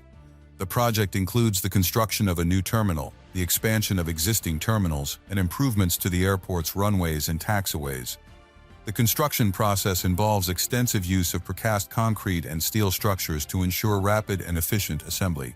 The new terminal's construction begins with site preparation, which includes clearing and grading the site and installing deep foundations to support the terminal structure. Precast concrete panels and steel beams are then assembled to form the terminal's framework, followed by the installation of roofing and cladding systems. The use of precast concrete allows for high precision in manufacturing, reducing the likelihood of errors during assembly and speeding up the construction process. The expansion of existing terminals involves complex engineering work to integrate new structures with the old ones seamlessly. This requires careful planning and execution to avoid disruptions to airport operations. Advanced construction techniques, such as modular construction and prefabrication, are used to minimize on-site work and reduce construction time. The project also includes significant improvements to the airport's runways and taxiways. This involves the construction of new taxiways and the expansion of existing runways to accommodate larger aircraft. High-precision paving machines are used to ensure the surfaces are smooth and level, which is critical for safe aircraft operations. Additionally, advanced lighting and navigation systems are installed to enhance visibility and safety. Next, we have a fully capable nuclear power plant developed by the Philippines that was supposed to step into nuclear energy production. However, the Philippines couldn't achieve its dreams of becoming a nuclear-powered country as the plant was left unfunctional. The 1970s were the most common period for nations to enter nuclear energy production.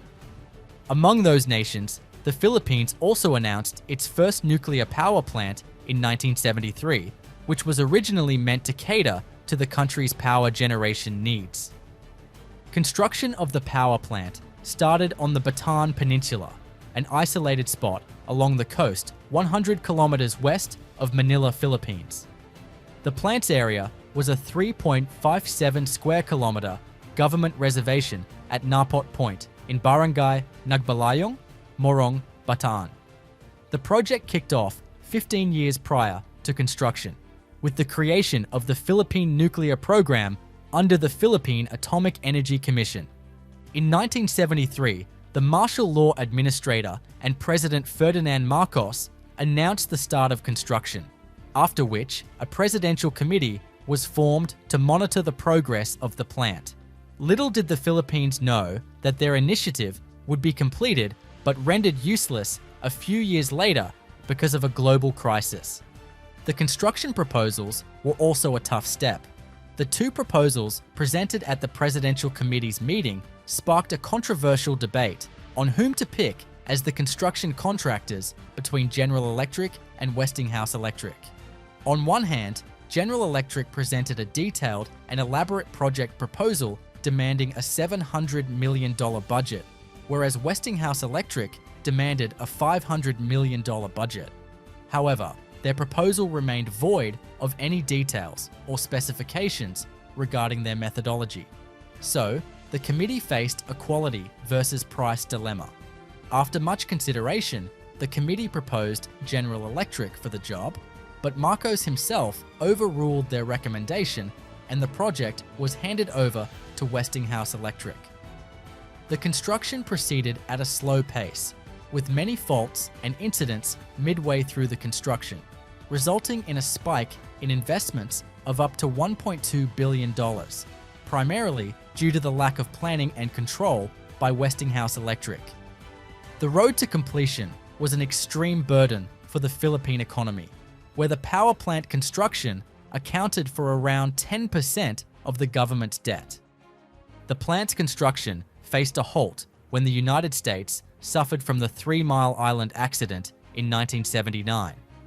Following the incident, the Bataan nuclear power plant was also stopped midway to check for safety measures and ensure that everything was up to the safety mark, which disclosed over 4,000 defects within the power plant. This was a huge question mark over the $1.2 billion spent by Westinghouse Electric. After 11 years of slow construction, the plant nearly reached completion with a production capability of 621 megawatts of electricity.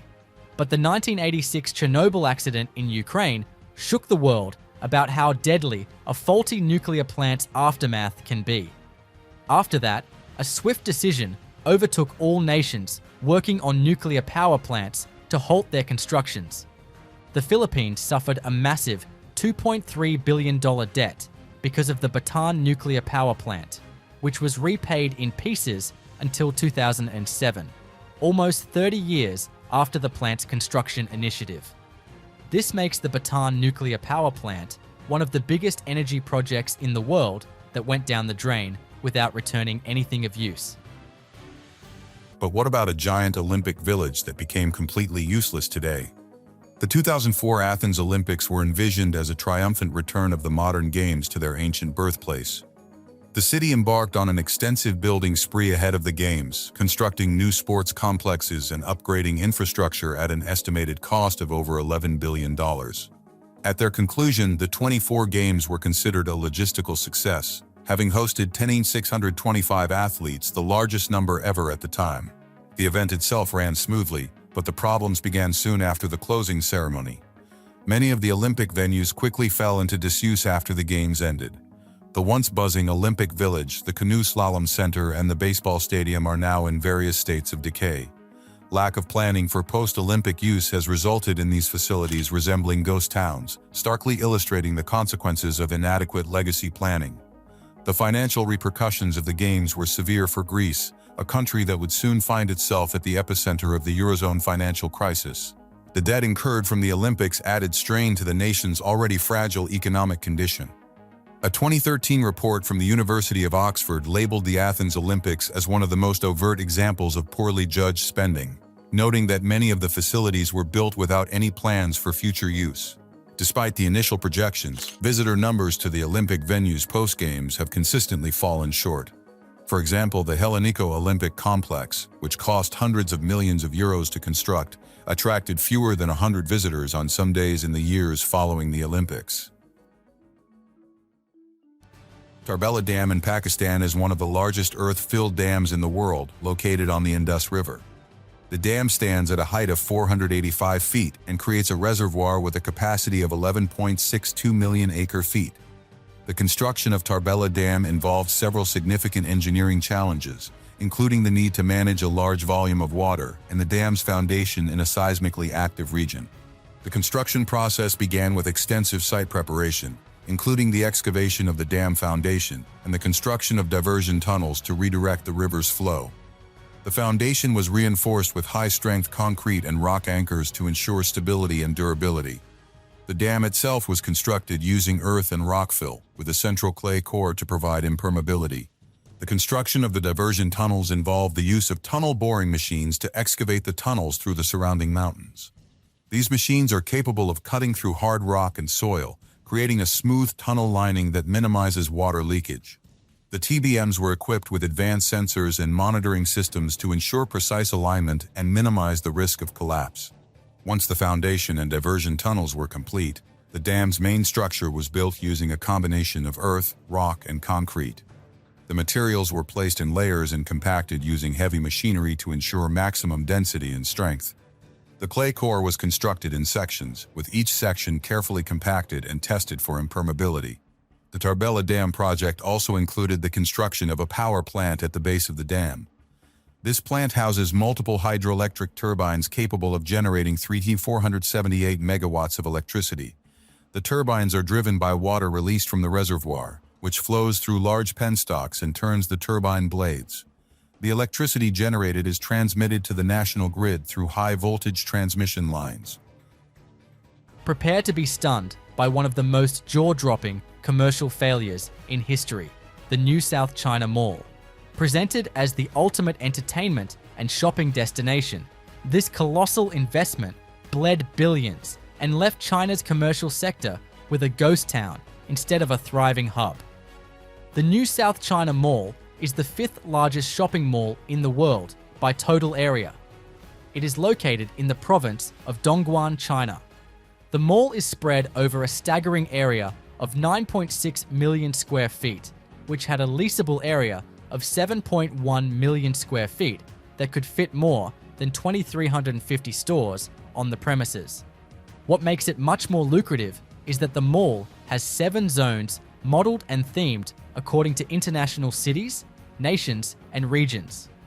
Moreover, the New South China Mall also had luxurious replicas, among which there was a 25-meter replica of the Arc de Triomphe, a replica of St. Mark's Bell Tower located in Venice. And those wishing to immerse themselves in the floaty streets of Venice could even experience that in a 2.1-kilometer canal with gondolas.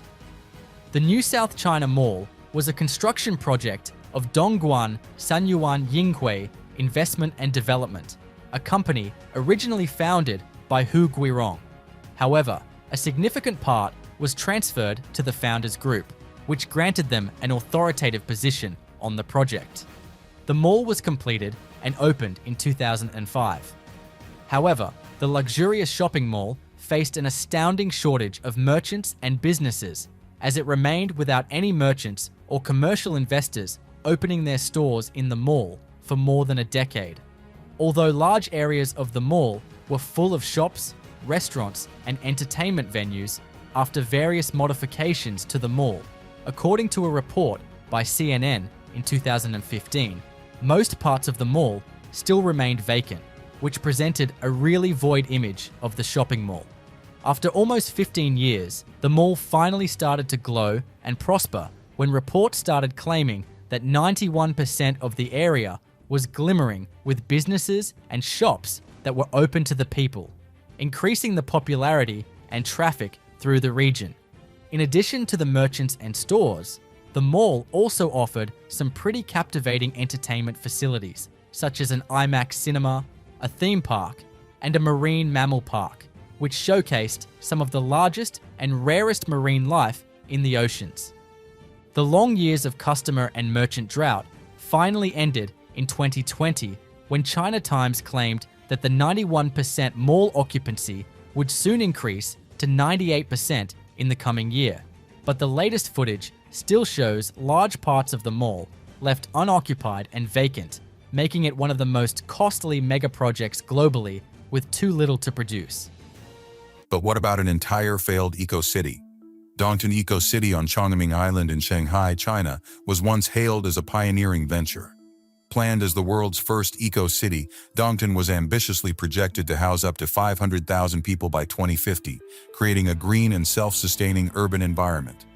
Launched with grand aspirations in 2005, the project promised to set a global benchmark for sustainable living. However, it gradually fizzled into obscurity, becoming an exemplary case of a green megaproject that never materialized. Dongtan was designed to be built on an 8,600-hectare site on Chongming Island, near the Yangtze River estuary. The plan was to minimize carbon output, maximize the use of renewable resources, and create a car-free urban environment. Energy was to be generated by wind and solar, food would be grown locally, and a ban on cars would be enforced to maintain air quality. The city was designed to be completed in phases, with the first phase ready by 2010, coinciding with the Shanghai World Expo. From its inception, Dongtan faced significant bureaucratic and operational challenges. The overlapping authority between different governmental levels led to inconsistent support and eventual stagnation of the initiative.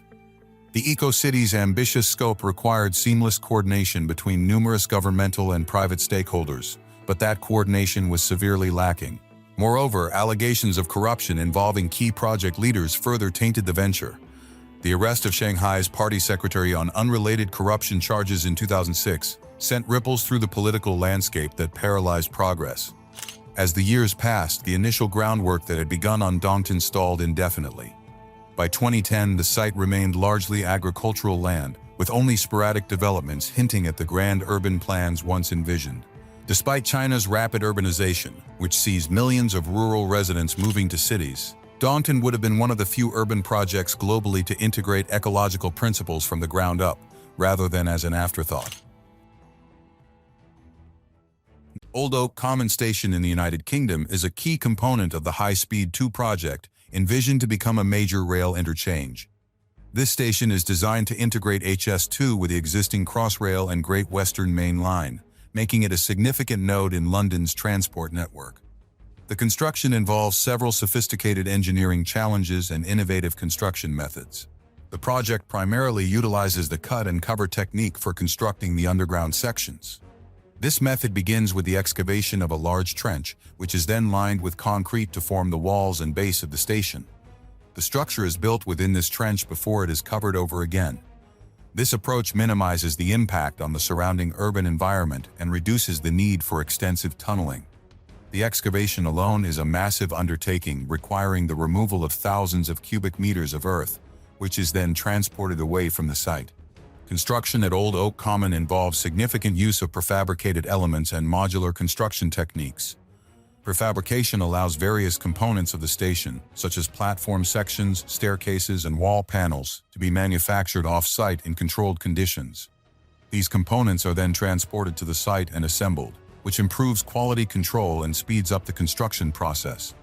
Modular construction further enhances efficiency by allowing large sections of the structure to be built simultaneously rather than sequentially. One of the critical challenges in the construction of Old Oak Common is integrating the new station with the existing rail infrastructure without causing significant disruptions. This requires meticulous planning and coordination. Advanced scheduling software and building information modeling are employed to simulate construction sequences and optimize workflows. BIM is particularly valuable as it allows engineers to create detailed 3D models of the station and its components, facilitating clash detection and ensuring all elements fit together perfectly. In addition to the structural aspects, the construction of Old Oak Common also involves extensive work on the rail systems. This includes laying new tracks, installing signaling systems, and integrating with the existing rail network. High-precision track laying machines are used to ensure the tracks are positioned with millimeter accuracy, essential for the smooth operation of high-speed trains. The station's extensive facilities, including retail spaces, waiting areas, and service facilities, require a substantial amount of interior work. High-quality finishes and fixtures are specified to enhance the passenger experience. The integration of advanced passenger information systems, ticketing machines, and security systems is also a major focus, ensuring the station is equipped to handle high volumes of passengers efficiently and safely. But how about a city developed within a forest that failed to succeed due to embarrassing circumstances? Let's take a look at Forest City. Forest City is a city development initiative in Malaysia aimed at overcoming the country's climate change crisis. It is located in Iskandar Puteri, Johor, the country's second largest district by population. The project aimed to provide sustainable accommodation for most people, where climate pollution would be controlled with massive forest patches and green belts. Malaysian Prime Minister Najib Razak primarily officiated Forest City in 2016, while the Sultan of Johor also approved the decision. Although the Malaysian government started the project, it was primarily targeted at providing accommodation for high-class Chinese citizens, which also garnered a lot of controversy among the people. China heavily invested in this project, dumping billions of dollars into it. In fact, the Chinese were so dominant in the developed city that even the street signs were in Mandarin, and the schools opening in Forest City taught Mandarin to children. That totally sounds like some form of colonialism, right? Well, that's what most analysts thought when they burst out about the sudden increase in China's hold over Malaysian territory. Regardless of the complaints, the project kept attracting Chinese buyers who wanted to purchase real estate overseas. And what property is better than a coastal seafront property with all the luxurious amenities available? The influx of Chinese buyers remained strong until Chinese President Xi Jinping implemented currency control techniques, forcing the Chinese to hold back from buying real estate property abroad. With the Chinese buyers cut off and the Malaysian people disgruntled with the initial display of greed by the authorities, Forest City was soon left without anyone willing to buy property. During the pandemic, the project's sales dropped to an extremely low point, being branded a ghost town afterward. Aside from these reasons, the project was also criticized for destroying the natural habitat of wildlife due to deforestation to build property inside the reclaimed land. But have you ever heard of the unfinished bridge megaproject that leads to nowhere? Officially known as the Gravina Island Bridge, it was intended to connect the small town of Ketchikan, Alaska, with its neighboring Gravina Island, home to just a few dozen residents and the local airport. The proposal for the Gravina Island Bridge emerged as part of a broader initiative to improve transportation infrastructures in rural Alaska. The bridge's planned span was nearly as long as the Golden Gate Bridge and taller than the Brooklyn Bridge, designed to replace the existing ferry service with direct access to the island.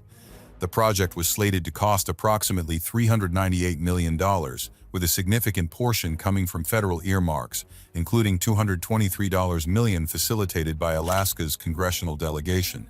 The bridge quickly drew national attention and ridicule when it was revealed that federal taxpayers were footing the bill for a bridge to an island with so few residents. Dubbed the Bridge to Nowhere by media and critics, it became a heated subject in debates over federal pork barrel spending. The controversy intensified in 2016 when it was used as a prime example in discussions about wasteful expenditures in government projects. Political pressure and public outcry eventually led to the reallocation of the bridge's federal funding to other state projects in 2007. Alaska's government chose not to pursue the bridge project further, given the scrutiny and the burgeoning costs associated with it. The already constructed approach ramps on Gravina Island now serve as a stark reminder of the aborted project, leading to nowhere and serving no practical purpose. Despite the cancellation of the bridge, the state of Alaska had already spent about $25 million on road upgrades on Gravina Island, which are barely used today. Tehri Dam in India is one of the largest and most complex dam projects in the country. Located on the Bhagirathi River in Uttarakhand, the dam stands at a height of 853 feet and creates a reservoir with a capacity of 2.6 million acre-feet. The construction of Tehri Dam involves several significant engineering challenges, including the dam's foundation in a seismically active region and the need to manage a large volume of water. The construction process began with extensive site preparation, including the excavation of the dam foundation and the construction of diversion tunnels to redirect the river's flow. The foundation was reinforced with high-strength concrete and rock anchors to ensure stability and durability. The dam itself was constructed using earth and rock fill, with a central clay core to provide impermeability. The construction of the diversion tunnels involved the use of tunnel boring machines to excavate the tunnels through the surrounding mountains. These machines are capable of cutting through hard rock and soil, creating a smooth tunnel lining that minimizes water leakage. The TBMs were equipped with advanced sensors and monitoring systems to ensure precise alignment and minimize the risk of collapse. Once the foundation and diversion tunnels were complete, the dam's main structure was built using a combination of earth, rock, and concrete. The materials were placed in layers and compacted using heavy machinery to ensure maximum density and strength. The clay core was constructed in sections, with each section carefully compacted and tested for impermeability. The Tehri Dam project also included the construction of a power plant at the base of the dam. This plant houses multiple hydroelectric turbines capable of generating 1,000 megawatts of electricity. The turbines are driven by water released from the reservoir, which flows through large penstocks and turns the turbine blades. The electricity generated is transmitted to the national grid through high-voltage transmission lines. But have you ever heard of one of the largest abandoned cities ever? The Eco-Atlantic City is a prime example on this list. Eco-Atlantic City, being a planned commerce hub in Lagos State, Nigeria, was constructed on reclaimed land from the Atlantic Ocean. The primary target of the new city was to accommodate almost 250,000 residents and a daily 150,000 passengers commuting in and out of the city when completed. The plans for building Atlantic City began in the 1960s when the government thought of obstructing the erosion of Lagos City's coastline by adding nourishment to the sea's path. But despite many efforts and attempts, the beach of Lagos City continued to shrink, increasing the threat of sea erosion and rising water levels in the future. Additionally, the ever-increasing population of Lagos City, due to its pivotal location on the country's map, was also a big headache for the government. According to the project outcomes, the completion of the city on the border coastline would strengthen the land's hold against seawater, limiting land erosion and omitting the perils of tsunamis and sea level rise in the future. Moreover, the city would also make up for the additional population in Lagos City, resulting in fair compensation for the overly populated coastal city and a new hub for commercial and coastal businesses as well as financial and tourist accommodations, further widening the horizon of commerce and tourism in Nigeria. The plan immediately attracted dozens of contractors and investors from all over the world due to its capabilities and remarkable milestones. Under the monitoring of the finest minds and resources, the project kick-started with full speed and support from the government, with successful testing of the city models against seawater carried out at the DHI Institute in Copenhagen, Denmark, where the models were subjected to various tests for 1 in 100-year ocean surges and 1 in 1,000-year storms. However, the real problem arose shortly after authorities began reporting unsatisfactory speculations about the under-construction city on the West African coast. According to various reports, the city's construction and sand pavements on the beach have not stopped the sea erosion as the water continues to devour patches of the beach, endangering the newly constructed city in progress. Moreover, Lagos City's people will be compelled to immigrate to the city, causing a wave of resentment among the citizens for being relocated more than once, as Lagos City has expelled its citizens before. These issues have put the fate of Echo Atlantic City, which is not even completed yet, in jeopardy, making it one of the potentially useless or dangerous mega projects currently on the world map. It's time to travel to Sri Lanka next for a gigantic near-empty airport. Matala Rajapaksa International Airport in Sri Lanka, dubbed the world's emptiest airport, serves as a stark illustration of misplaced priorities. Opened in 2013, the airport was intended to stimulate economic growth, attract international tourists, and act as a backup to the Bandaranaike International Airport in Colombo. However, with its remote location in the Hambantota district, far from major tourist attractions or business centers, the airport has struggled to attract both airlines and passengers. It was built with a capacity to handle 1 million passengers per year, yet reports suggest it has seen days where not a single commercial flight landed or took off. The airport's inception is deeply tied to China's Belt and Road Initiative, with Chinese loans and contractors playing a pivotal role in its construction. Costing over $200 million, the project aimed to turn Hambantota into a vibrant economic hub. Matala Rajapaksa's isolation from Sri Lanka's main urban and tourist areas severely hindered its operational viability.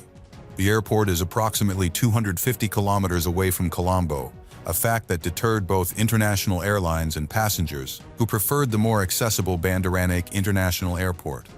Despite the optimistic projections, by 2018 the airport had become virtually deserted, with the few airlines that initially showed interest eventually discontinuing their services due to low passenger numbers.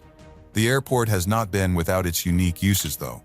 At various points, its expansive runway and lack of traffic have seen it proposed for alternative uses, such as storing paddy and other grains, and even as a setting for car races and music videos. The Great Man-Made River Project in Libya is one of the largest and most ambitious water supply projects in the world.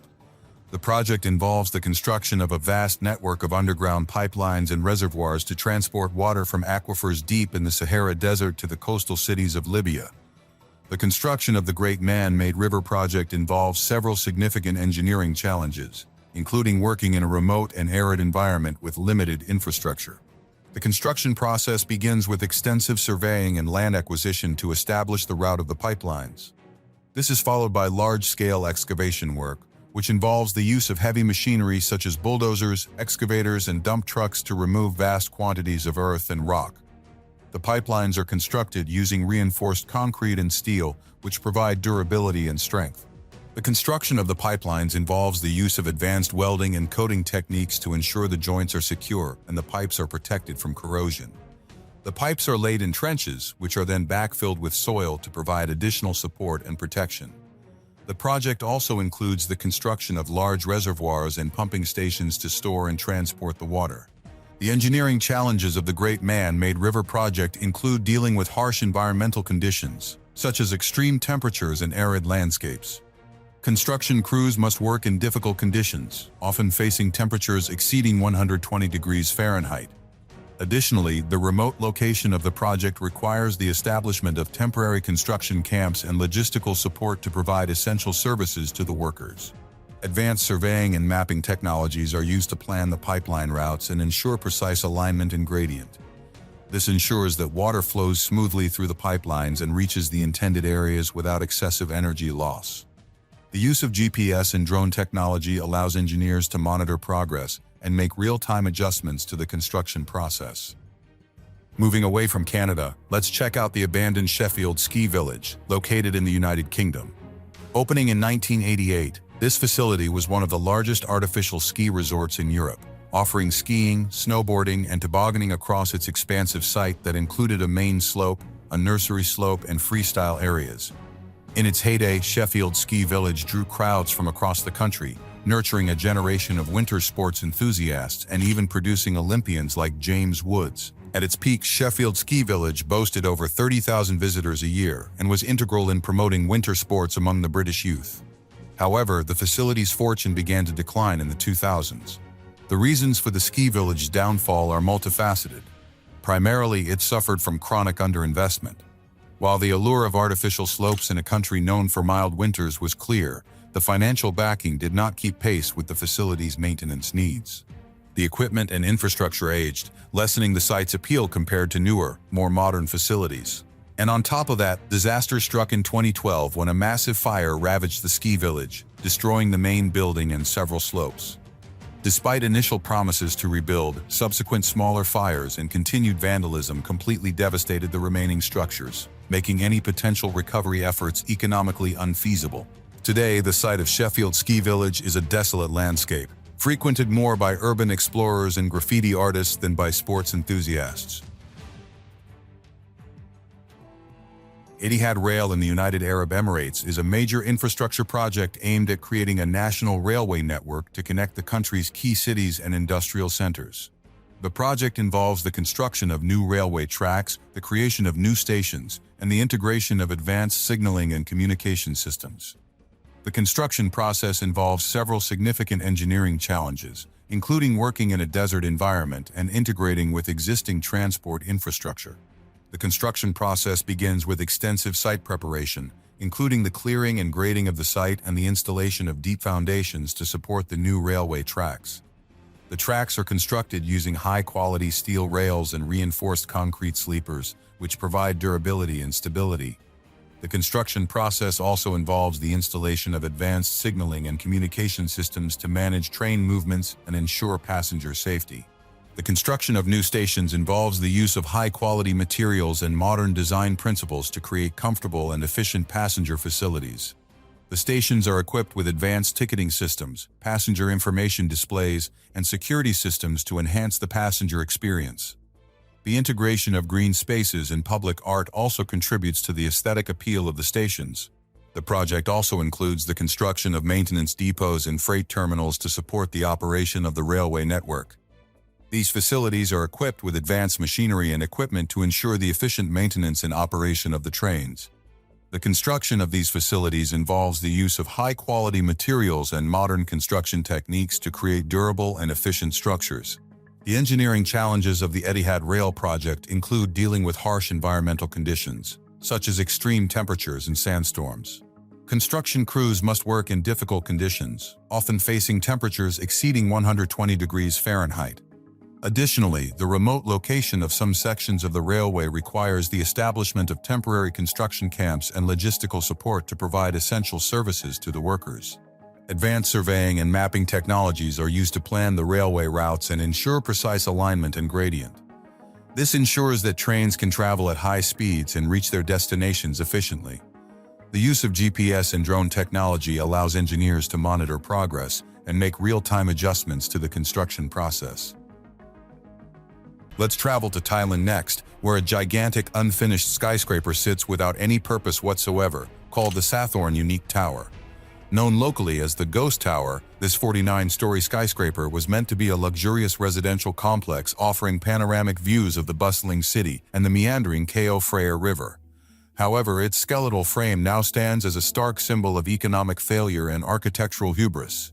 Sathorn Unique Tower was over 80% complete when construction halted in 1997 due to the Asian financial crisis, which wreaked havoc on Thailand's economy.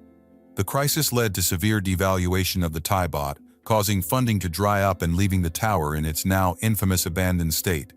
The design of Sathorn Unique promised luxury, living in the heart of Bangkok's vibrant Sathorn district, a prime location that was quickly developing into a financial hub. The building's construction began in the euphoric economic conditions of the mid-1990s, under the direction of prominent architect Rangson Torsuan. At the time, the Thai economy was experiencing rapid growth, and the real estate market was booming with an insatiable appetite for high-end residential and commercial spaces. However, as the financial crisis took hold, real estate projects across Bangkok were left incomplete. The cost of completing the tower is now estimated to exceed the potential market value of the finished building, making financial recovery through completion a near impossible endeavor. This economic impracticality cements its status as a permanent fixture of Bangkok's list of failed projects. Philadelphia International Airport in the United States is undergoing a significant expansion and modernization project to enhance its capacity and facilities. The project includes the construction of a new terminal, the expansion of existing terminals, and improvements to the airport's runways and taxiways. The construction process involves extensive use of precast concrete and steel structures to ensure rapid and efficient assembly. The new terminal's construction begins with site preparation, which includes clearing and grading the site and installing deep foundations to support the terminal structure. Precast concrete panels and steel beams are then assembled to form the terminal's framework, followed by the installation of roofing and cladding systems. The use of precast concrete allows for high precision in manufacturing, reducing the likelihood of errors during assembly and speeding up the construction process. The expansion of existing terminals involves complex engineering work to integrate new structures with the old ones seamlessly. This requires careful planning and execution to avoid disruptions to airport operations. Advanced construction techniques, such as modular construction and prefabrication, are used to minimize on-site work and reduce construction time. The project also includes significant improvements to the airport's runways and taxiways. This involves the construction of new taxiways and the expansion of existing runways to accommodate larger aircraft. High-precision paving machines are used to ensure the surfaces are smooth and level, which is critical for safe aircraft operations. Additionally, advanced lighting and navigation systems are installed to enhance visibility and safety. San Diego International Airport in the United States is undergoing a major expansion to enhance its capacity and facilities. This project includes the construction of a new Terminal 1, which will replace the existing terminal and increase the airport's capacity by 11 million passengers per year. The construction involves extensive use of precast concrete and steel structures to ensure rapid and efficient assembly. One of the significant challenges is maintaining airport operations during construction, which requires detailed phasing plans to minimize disruptions. The new terminal will feature state-of-the-art baggage handling systems, advanced security screening technologies, and improved passenger amenities. The construction process for the new terminal involves several key stages, including site preparation, foundation work, structural assembly, and interior finishing. Site preparation includes clearing and grading the site, followed by the installation of deep foundations to support the terminal structure. Precast concrete panels and steel beams are then assembled to form the terminal's framework, followed by the installation of roofing and cladding systems. The use of precast concrete allows for high precision in manufacturing, reducing the likelihood of errors during assembly and speeding up the construction process. The terminal's advanced baggage handling system involves installing miles of conveyor belts, scanners, and sorting machines.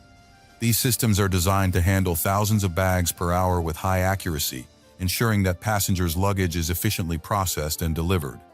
The security screening area is equipped with the latest technologies, including body scanners, automated lanes, and advanced detection systems to enhance security and reduce waiting times. The construction of the terminal also includes extensive interior work. High-quality finishes, modern lighting, and comfortable seating areas are specified to create a pleasant environment for passengers. Retail and dining areas are designed with flexibility in mind, allowing for easy reconfiguration as needs change. The project also involves significant improvements to the airport's runways and taxiways, including the construction of new taxiways and the expansion of existing runways to accommodate larger aircraft. These enhancements are critical to increasing the airport's capacity and efficiency. Marina Bay Sands in Singapore is an iconic integrated resort that includes a hotel, casino, convention center, shopping mall, and observation deck. The construction of Marina Bay Sands involves significant engineering challenges and the use of advanced construction techniques. The project began with extensive site preparation, including the reclamation of land from the sea. This involved the construction of a cofferdam to create a dry work area, followed by the installation of deep foundations to support the resort's massive structure. The foundations were constructed using board piles and diaphragm walls, which provide stability and strength. The main structure of Marina Bay Sands consists of 3 interconnected towers, each standing at 55 stories high. The towers are constructed using reinforced concrete and steel frames with a central core providing additional stability. The construction of the towers involved the use of high-strength concrete and advanced formwork systems to ensure precise alignment and smooth finishes. One of the most impressive features of Marina Bay Sands is the Sky Park, a large observation deck that spans the 3 towers. The Sky Park was constructed using prefabricated steel sections, which were lifted into place using large cranes. The sections were then welded together to create a continuous structure, with additional support provided by steel cables. The resort also includes a large convention center, which was constructed using a combination of reinforced concrete and steel frames. The convention center features large open spaces with high ceilings, which were created using long-span steel trusses. The construction of the shopping mall involved the use of glass and steel to create a bright and modern interior, with high-quality finishes and fixtures. Kosh Tepe Canal in Afghanistan is a massive infrastructure project designed to divert water from the Amu Darya River to irrigate farmland in northern Afghanistan. The canal is expected to be over 150 miles long and will significantly impact the region's agriculture and economy. The construction of the Kosh Tepe Canal involves several engineering challenges, including working in a remote and arid environment with limited infrastructure. The construction process begins with extensive surveying and land acquisition to establish the canal's route. This is followed by large-scale excavation work, which involves the use of heavy machinery such as bulldozers, excavators, and dump trucks to remove vast quantities of earth and rock. The canal's design includes reinforced concrete linings to prevent erosion and seepage, ensuring that water is efficiently transported to the intended agricultural areas. In addition to the main canal, the project includes the construction of numerous secondary canals and distribution channels to deliver water to individual farms and fields. These secondary canals are carefully designed to maximize water distribution efficiency and minimize losses due to evaporation and seepage. The construction of the canal also involves the installation of gates and control structures to manage water flow and distribution. The engineering challenges of the Kosh Tepe Canal project include dealing with harsh environmental conditions, such as extreme temperatures and arid landscapes. Construction crews must work in difficult conditions, often facing temperatures exceeding 100 degrees Fahrenheit. Additionally, the remote location of the project requires the establishment of temporary construction camps and logistical support to provide essential services to the workers. Advanced surveying and mapping technologies are used to plan the canal's route and ensure precise alignment and gradient. This ensures that water flows smoothly through the canal and reaches the intended areas without excessive energy loss. The use of GPS and drone technology allows engineers to monitor progress and make real-time adjustments to the construction process. Sardar Sarovar Dam in India is one of the largest and most complex dam projects in the country. Located on the Narmada River in Gujarat, the dam stands at a height of 535 feet and creates a reservoir with a capacity of 7.7 million acre-feet. The construction of Sardar Sarovar Dam involves several significant engineering challenges, including the need to manage a large volume of water and the dam's foundation in a seismically active region. The construction process began with extensive site preparation, including the excavation of the dam foundation and the construction of diversion tunnels to redirect the river's flow. The foundation was reinforced with high-strength concrete and rock anchors to ensure stability and durability. The dam itself was constructed using earth and rock fill, with a central clay core to provide impermeability. The construction of the diversion tunnels involved the use of tunnel boring machines to excavate the tunnels through the surrounding mountains. These machines are capable of cutting through hard rock and soil, creating a smooth tunnel lining that minimizes water leakage. The TBMs were equipped with advanced sensors and monitoring systems to ensure precise alignment and minimize the risk of collapse. Once the foundation and diversion tunnels were complete, the dam's main structure was built using a combination of earth, rock, and concrete. The materials were placed in layers and compacted using heavy machinery to ensure maximum density and strength. The clay core was constructed in sections, with each section carefully compacted and tested for impermeability. The Sardar Saravar Dam project also included the construction of a power plant at the base of the dam. This plant houses multiple hydroelectric turbines capable of generating 1,450 megawatts of electricity. The turbines are driven by water released from the reservoir, which flows through large penstocks and turns the turbine blades. The electricity generated is transmitted to the national grid through high-voltage transmission lines. Gare du Nord expansion in France is an extensive project aimed at modernizing and expanding one of Europe's busiest railway stations. The expansion involves the construction of new platforms, the renovation of existing facilities, and the creation of additional passenger amenities.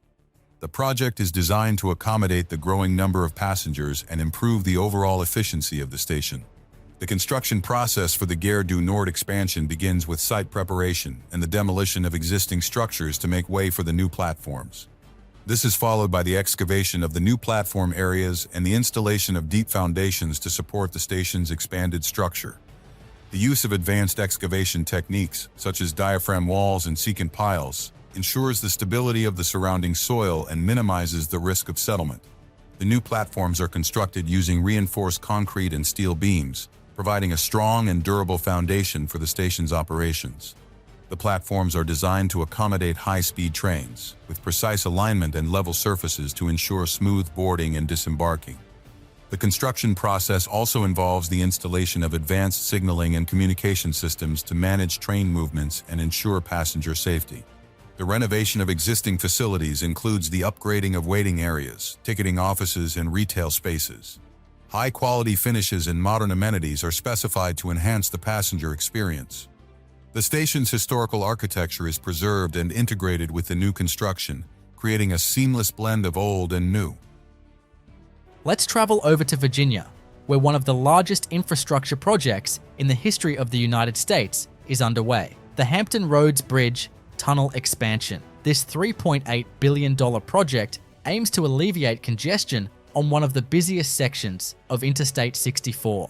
The expansion includes building 2 new 4-lane tunnels using advanced tunnel boring machines, significantly improving traffic flow between Hampton and Norfolk. With over 100,000 vehicles daily, the original tunnels, built in 1957 and 1976, were struggling to accommodate increasing demand. When the Hampton Roads Bridge Tunnel first opened in 1957, it replaced a ferry service, becoming the first bridge tunnel system in the world to connect 2 man-made islands. Initially designed to handle modest traffic projections, it quickly became overwhelmed as the regional population grew to over 1.7 million people. By the 1970s, additional tunnels were added, but even with expansions, the corridor struggled with daily backups, stretching for miles, especially during peak summer months. Recognizing the urgent need for relief, the Virginia Department of Transportation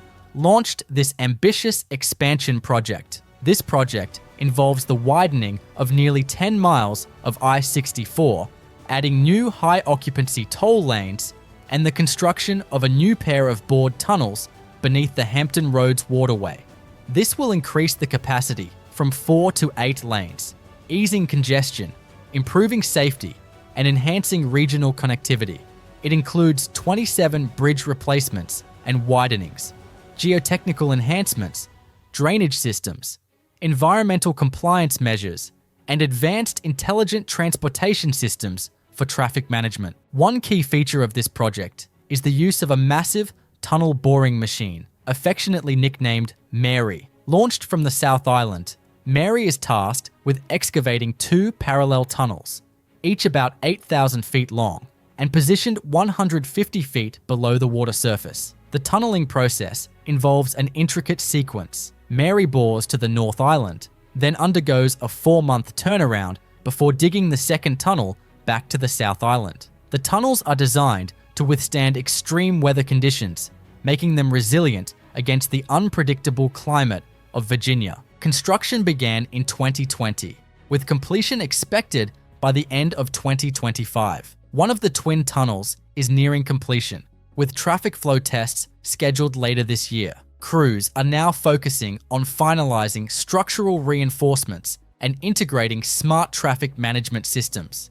The expansion will promote economic growth by supporting more efficient freight movement, enhancing the regional role as a critical hub for commerce and national defense. Let's discuss the Vogtle Electric Generating Plant, a nuclear powerhouse in Waynesboro, Georgia.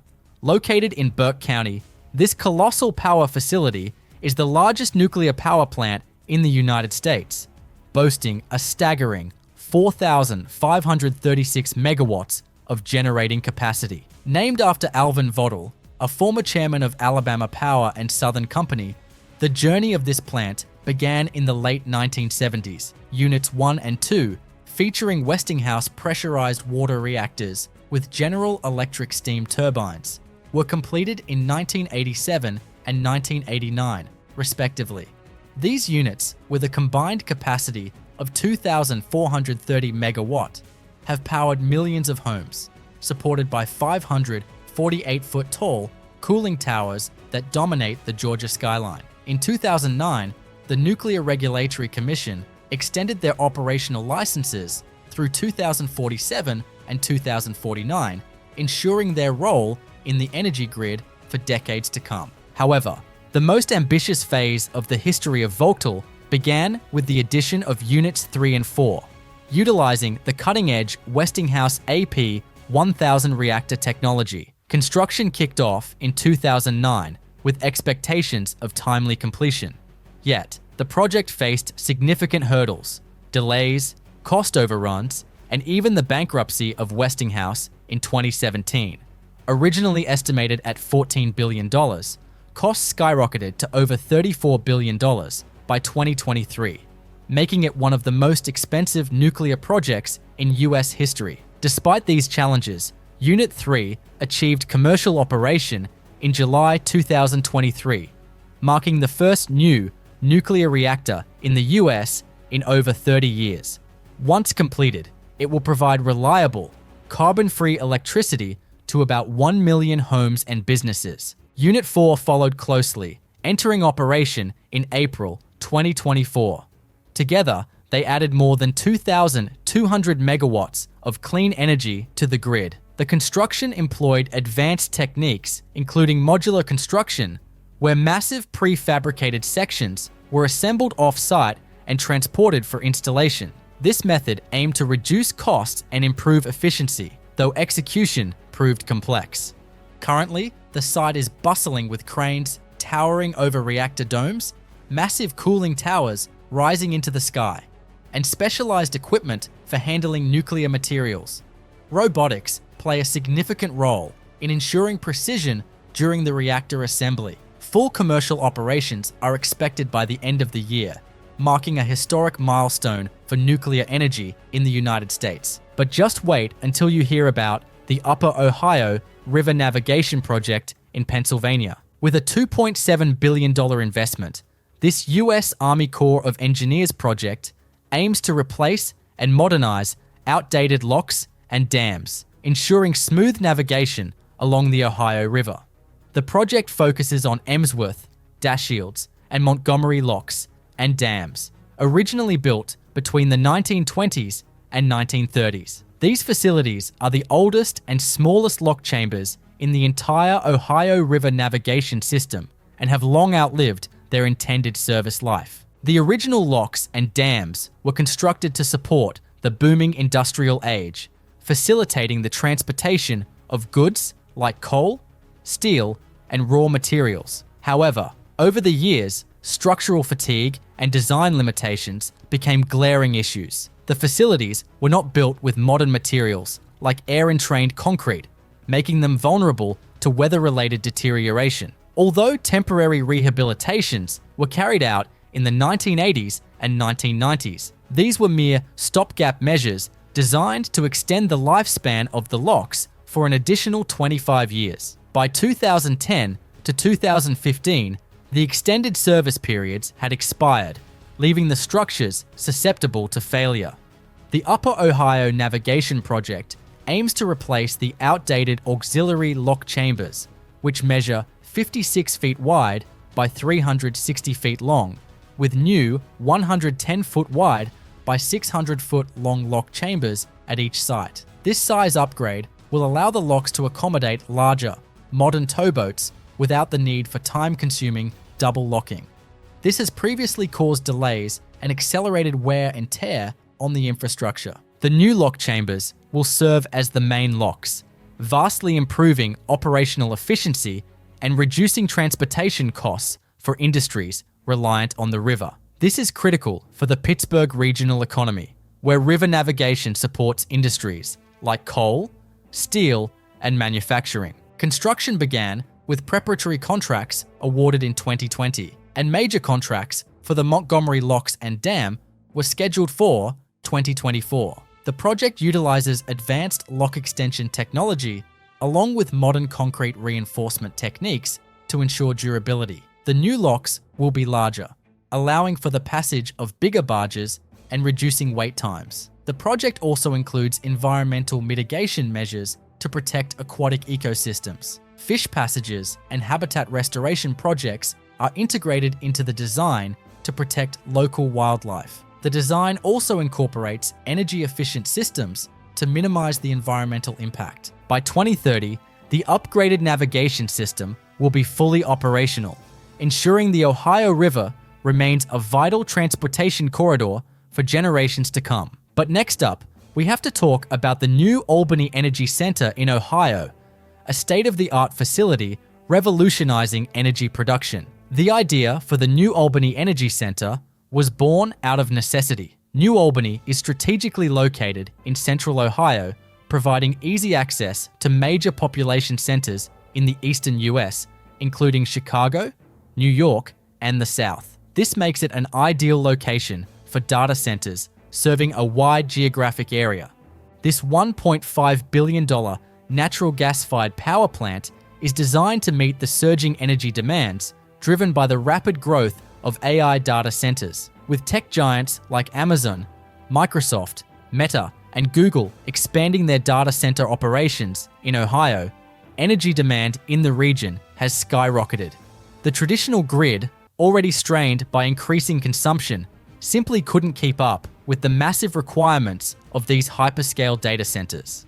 In early 2025, Power Connects outlined a facility that would directly power an adjacent data center, bypassing the overburdened grid entirely. This approach, known as behind-the-meter generation, allows the energy produced to be used exclusively on site, maximizing efficiency and minimizing transmission losses. Spanning a 48.6-acre site in Albany, the new Albany Energy Center will feature state-of-the-art natural gas turbines capable of generating up to 120 megawatts of electricity. While that's a fraction of the energy needed for some of the largest data centers in the world, like the upcoming 2 gigawatt facility of Meta in Louisiana, it's more than enough to power a large-scale data center operating 24/7. Structural framework of the plant is complete, with turbine installation underway. Testing of key systems is scheduled for later this year, with full operations expected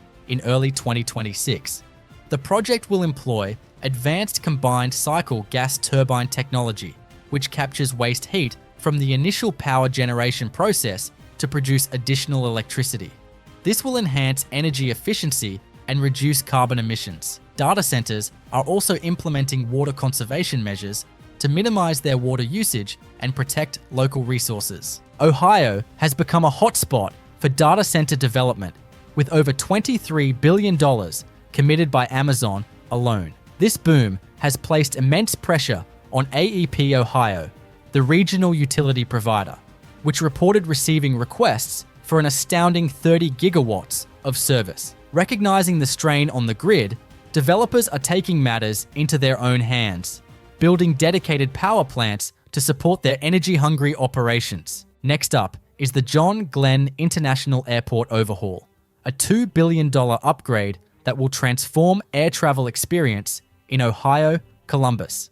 This mega project aims to modernize infrastructure of the airport, enhance passenger experience, and support the booming economy of the region. Officially kicked off in December 2023, this mega project is scheduled for completion by 2029. The current terminal at John Glenn International Airport, originally built in 1958, has long struggled to keep pace with the demands of modern air travel.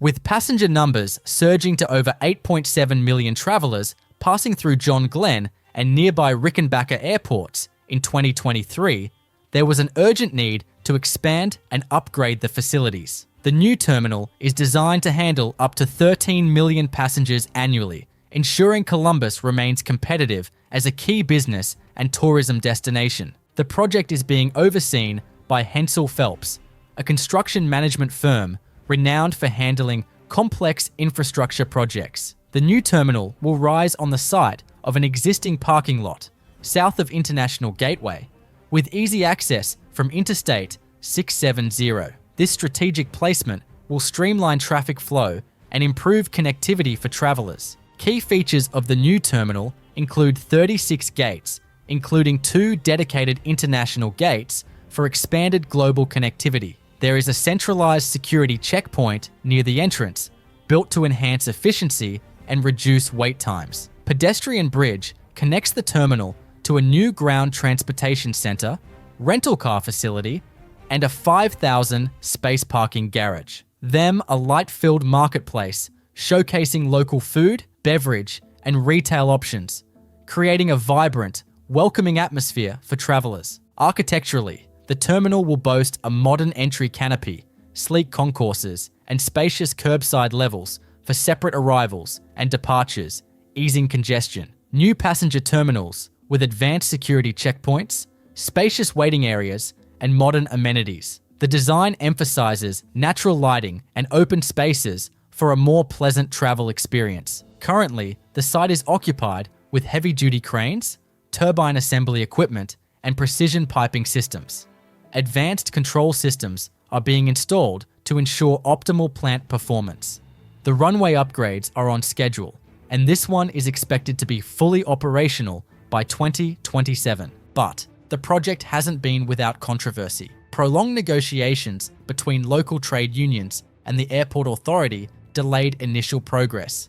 Unions pushed for a comprehensive agreement to secure prevailing wages and worker benefits. Moreover, the project has set a 25% diversity business partner goal, translating to $400 million in contracts for small businesses and minority, women, and veteran-owned firms. This commitment ensures the project benefits not just travelers, but the local economy and workforce. Next up, we have to talk about the OC streetcar project in Orange County, California. With an investment of $423 million, this modern light rail system will improve public transit by linking Santa Ana and Garden Grove. The OC streetcar spanned 6.68 kilometers, featuring 10 stops in each direction and serving key locations, including the Santa Ana Regional Transportation Center and the newly constructed Harbor Transit Center in Garden Grove. What makes this project even more intriguing is its historical significance. The streetcar route largely follows the former path of the iconic Pacific Electric Railway red cars, which once connected Santa Ana to Los Angeles before being decommissioned in the 1950s. Construction for the OC streetcar officially broke ground on November 30th, 2018, with initial plans targeting a 2021 operational launch. However, due to unforeseen challenges, including construction delays, legal disputes, and even the discovery of historical artifacts, the projected revenue service date has been pushed to August 2025. Despite these setbacks, the project has steadily progressed, with organizations committed to delivering a reliable and efficient transit solution. The streetcar will operate as a double-tracked system, ensuring smoother and more frequent service. The route will run curbside on city streets between the Santa Ana station and Raitt Street, transitioning into a dedicated right-of-way westward. This design reduces conflicts with regular traffic, improving safety and efficiency. Additionally, the project includes constructing new bridges over the Santa Ana River and Westminster Avenue, replacing outdated infrastructure to meet modern safety standards.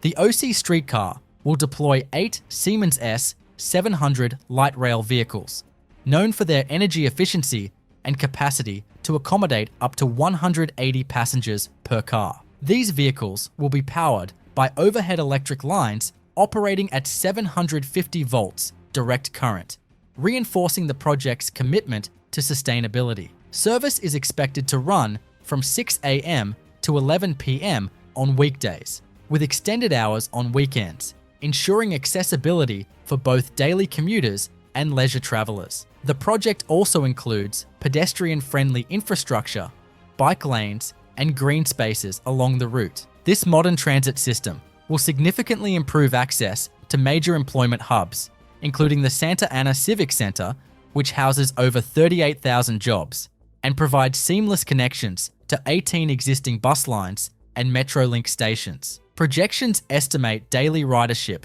between 6,000 to 7,300 passengers, highlighting its potential impact on reducing vehicle emissions and traffic congestion. Construction activities include track laying, station development, and electrical system installation. Specialized rail construction equipment and heavy machinery are used to ensure precision and safety. The first streetcars are scheduled for testing later this year, with full operations expected in 2026. But we have to talk about the Las Vegas Convention Center Loop. This mega project is a revolutionary underground transportation system that's changing the way people move around one of the busiest convention centers in the world. Designed and constructed by Elon Musk's Boring Company, this $52.5 million project features Tesla-powered autonomous electric shuttles operating through tunnels beneath the Las Vegas Convention Center. The system is designed to eliminate surface traffic, reducing travel time across the 200-acre convention center to under 2 minutes. Opened in 2021, the loop has quickly become an iconic example of how urban transit can be reimagined for the future. The idea was simple yet bold. Eliminate surface traffic congestion at the sprawling Las Vegas Convention Center by moving people underground. The system spans 2.7 kilometers at a depth of 12 meters underground, connecting key areas of the convention center that would otherwise require a 25-minute walk.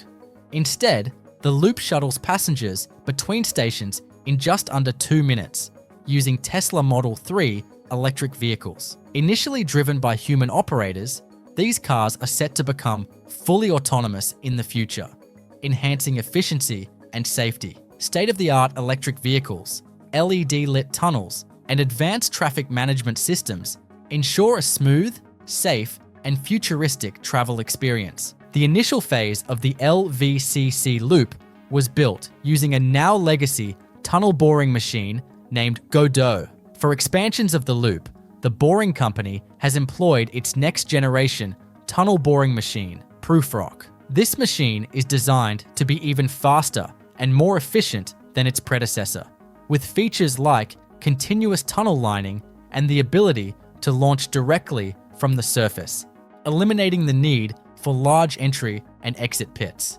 The Las Vegas Convention Center features multiple stations, including the South Station, Central Station, and Riviera Station, each strategically placed to optimize foot traffic during large events. The loop even connects to the Las Vegas monorail at the Boingo Station, creating seamless transitions between different modes of transport. However, the journey hasn't been without challenges. In February 2024, the Boring Company faced violations related to workplace safety, resulting in fines totaling $112,000. Despite these setbacks, the project continued to expand, with new tunnels connecting to Resorts World, Las Vegas, Encore, Westgate, and even Harry Reid International Airport. By 2025, the vision is to create a 109-kilometer network with 55 stations, turning Las Vegas into the first city with a fully operational underground transit loop.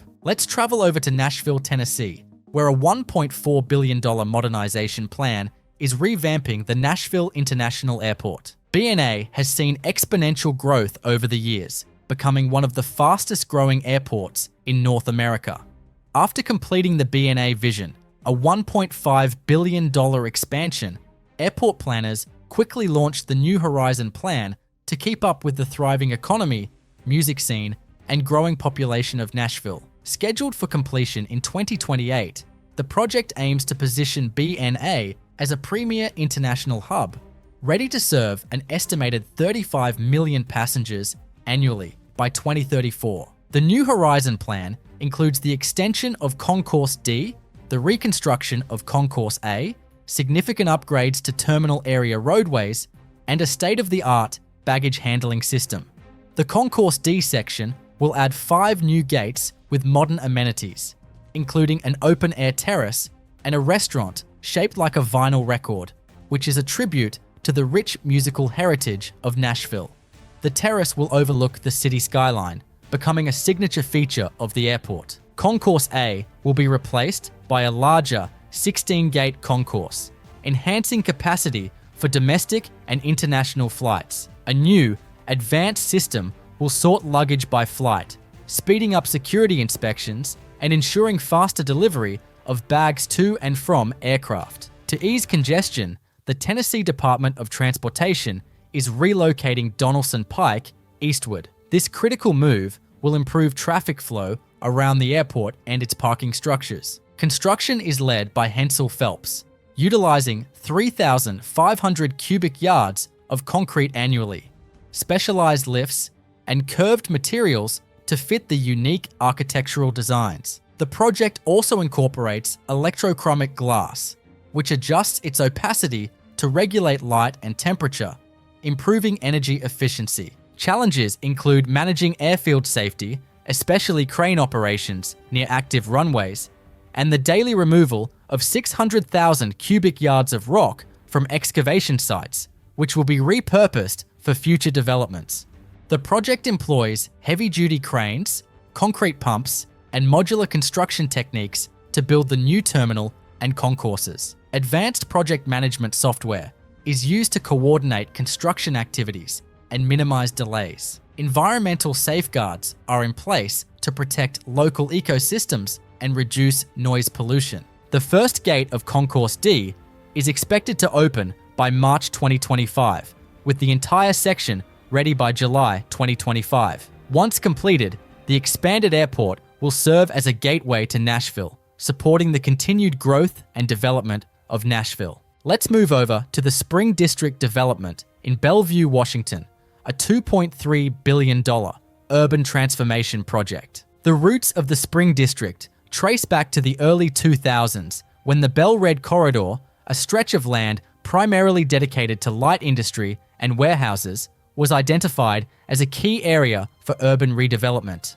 As businesses moved out, the city of Bellevue launched a planning study in 2005 to reimagine the area's future. In 2009, a significant zoning change allowed for mixed-use developments with buildings up to 13 stories tall, opening the door for projects like the Spring District. In 2007, real estate firm Wright Runstad and Company, in partnership with Shorenstein Properties, purchased the 36-acre site from Safeway for $68 million. The land previously housed a large distribution center, which was demolished in 2013, marking the beginning of the Spring District's transformation. The development is being constructed in 3 phases, with completion expected by 2028. The first phase began in 2015, focusing on residential and office spaces, and wrapped up in 2017.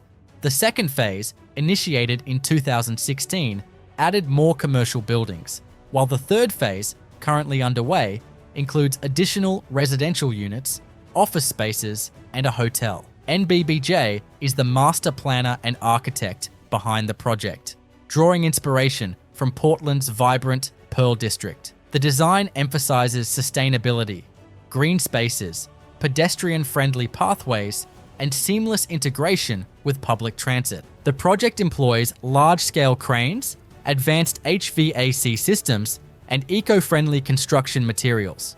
Innovations in baggage handling and security screening are key highlights. By 2026, the Spring District will be a thriving innovation hub, blending sustainability, smart design, and vibrant community spaces. The Spring District will boast over 5.3 million square feet of leasable space, including 3 million square feet of office space, 1,500 residential units, parks, retail outlets, and public plazas. Major companies like Meta and the Global Innovation Exchange have already established a presence here, reinforcing the status of Bellevue as a tech hub. Recognized for its sustainable design, the Spring District earned LEED certification in 2022 due to its eco-friendly features, energy-efficient buildings, and commitment to promoting alternative transportation options. Let's discuss the Port of Corpus Christi expansion, a $2 billion project revolutionizing maritime industry in Texas. This upgrade includes deepening and widening ship channels, accommodating larger vessels, and boosting petrochemical exports. The Port of Corpus Christi has long been a vital gateway for United States exports, particularly crude oil, petrochemicals, and agricultural products. As the largest crude oil exporter in the US, the port plays a pivotal role in the energy sector of America. However, the existing infrastructure, including the aging harbor bridge built in 1959, was no longer sufficient to support the demands of modern maritime traffic.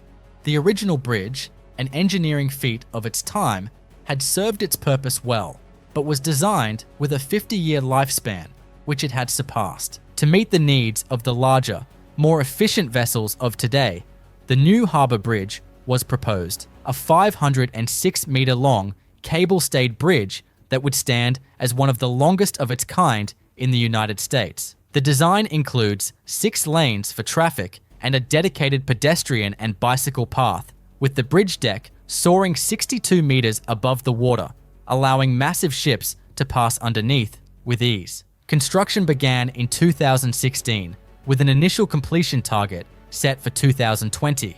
However, the project quickly ran into trouble. In 2019, construction was halted after the collapse of a pedestrian bridge in Florida, an incident tied to the same engineering firm, Fig Bridge Group, working on the harbor bridge. Investigations uncovered serious design flaws, raising concerns about the structural integrity of the new bridge. Fig was removed from the project, and new engineering firms were brought in to address the issues.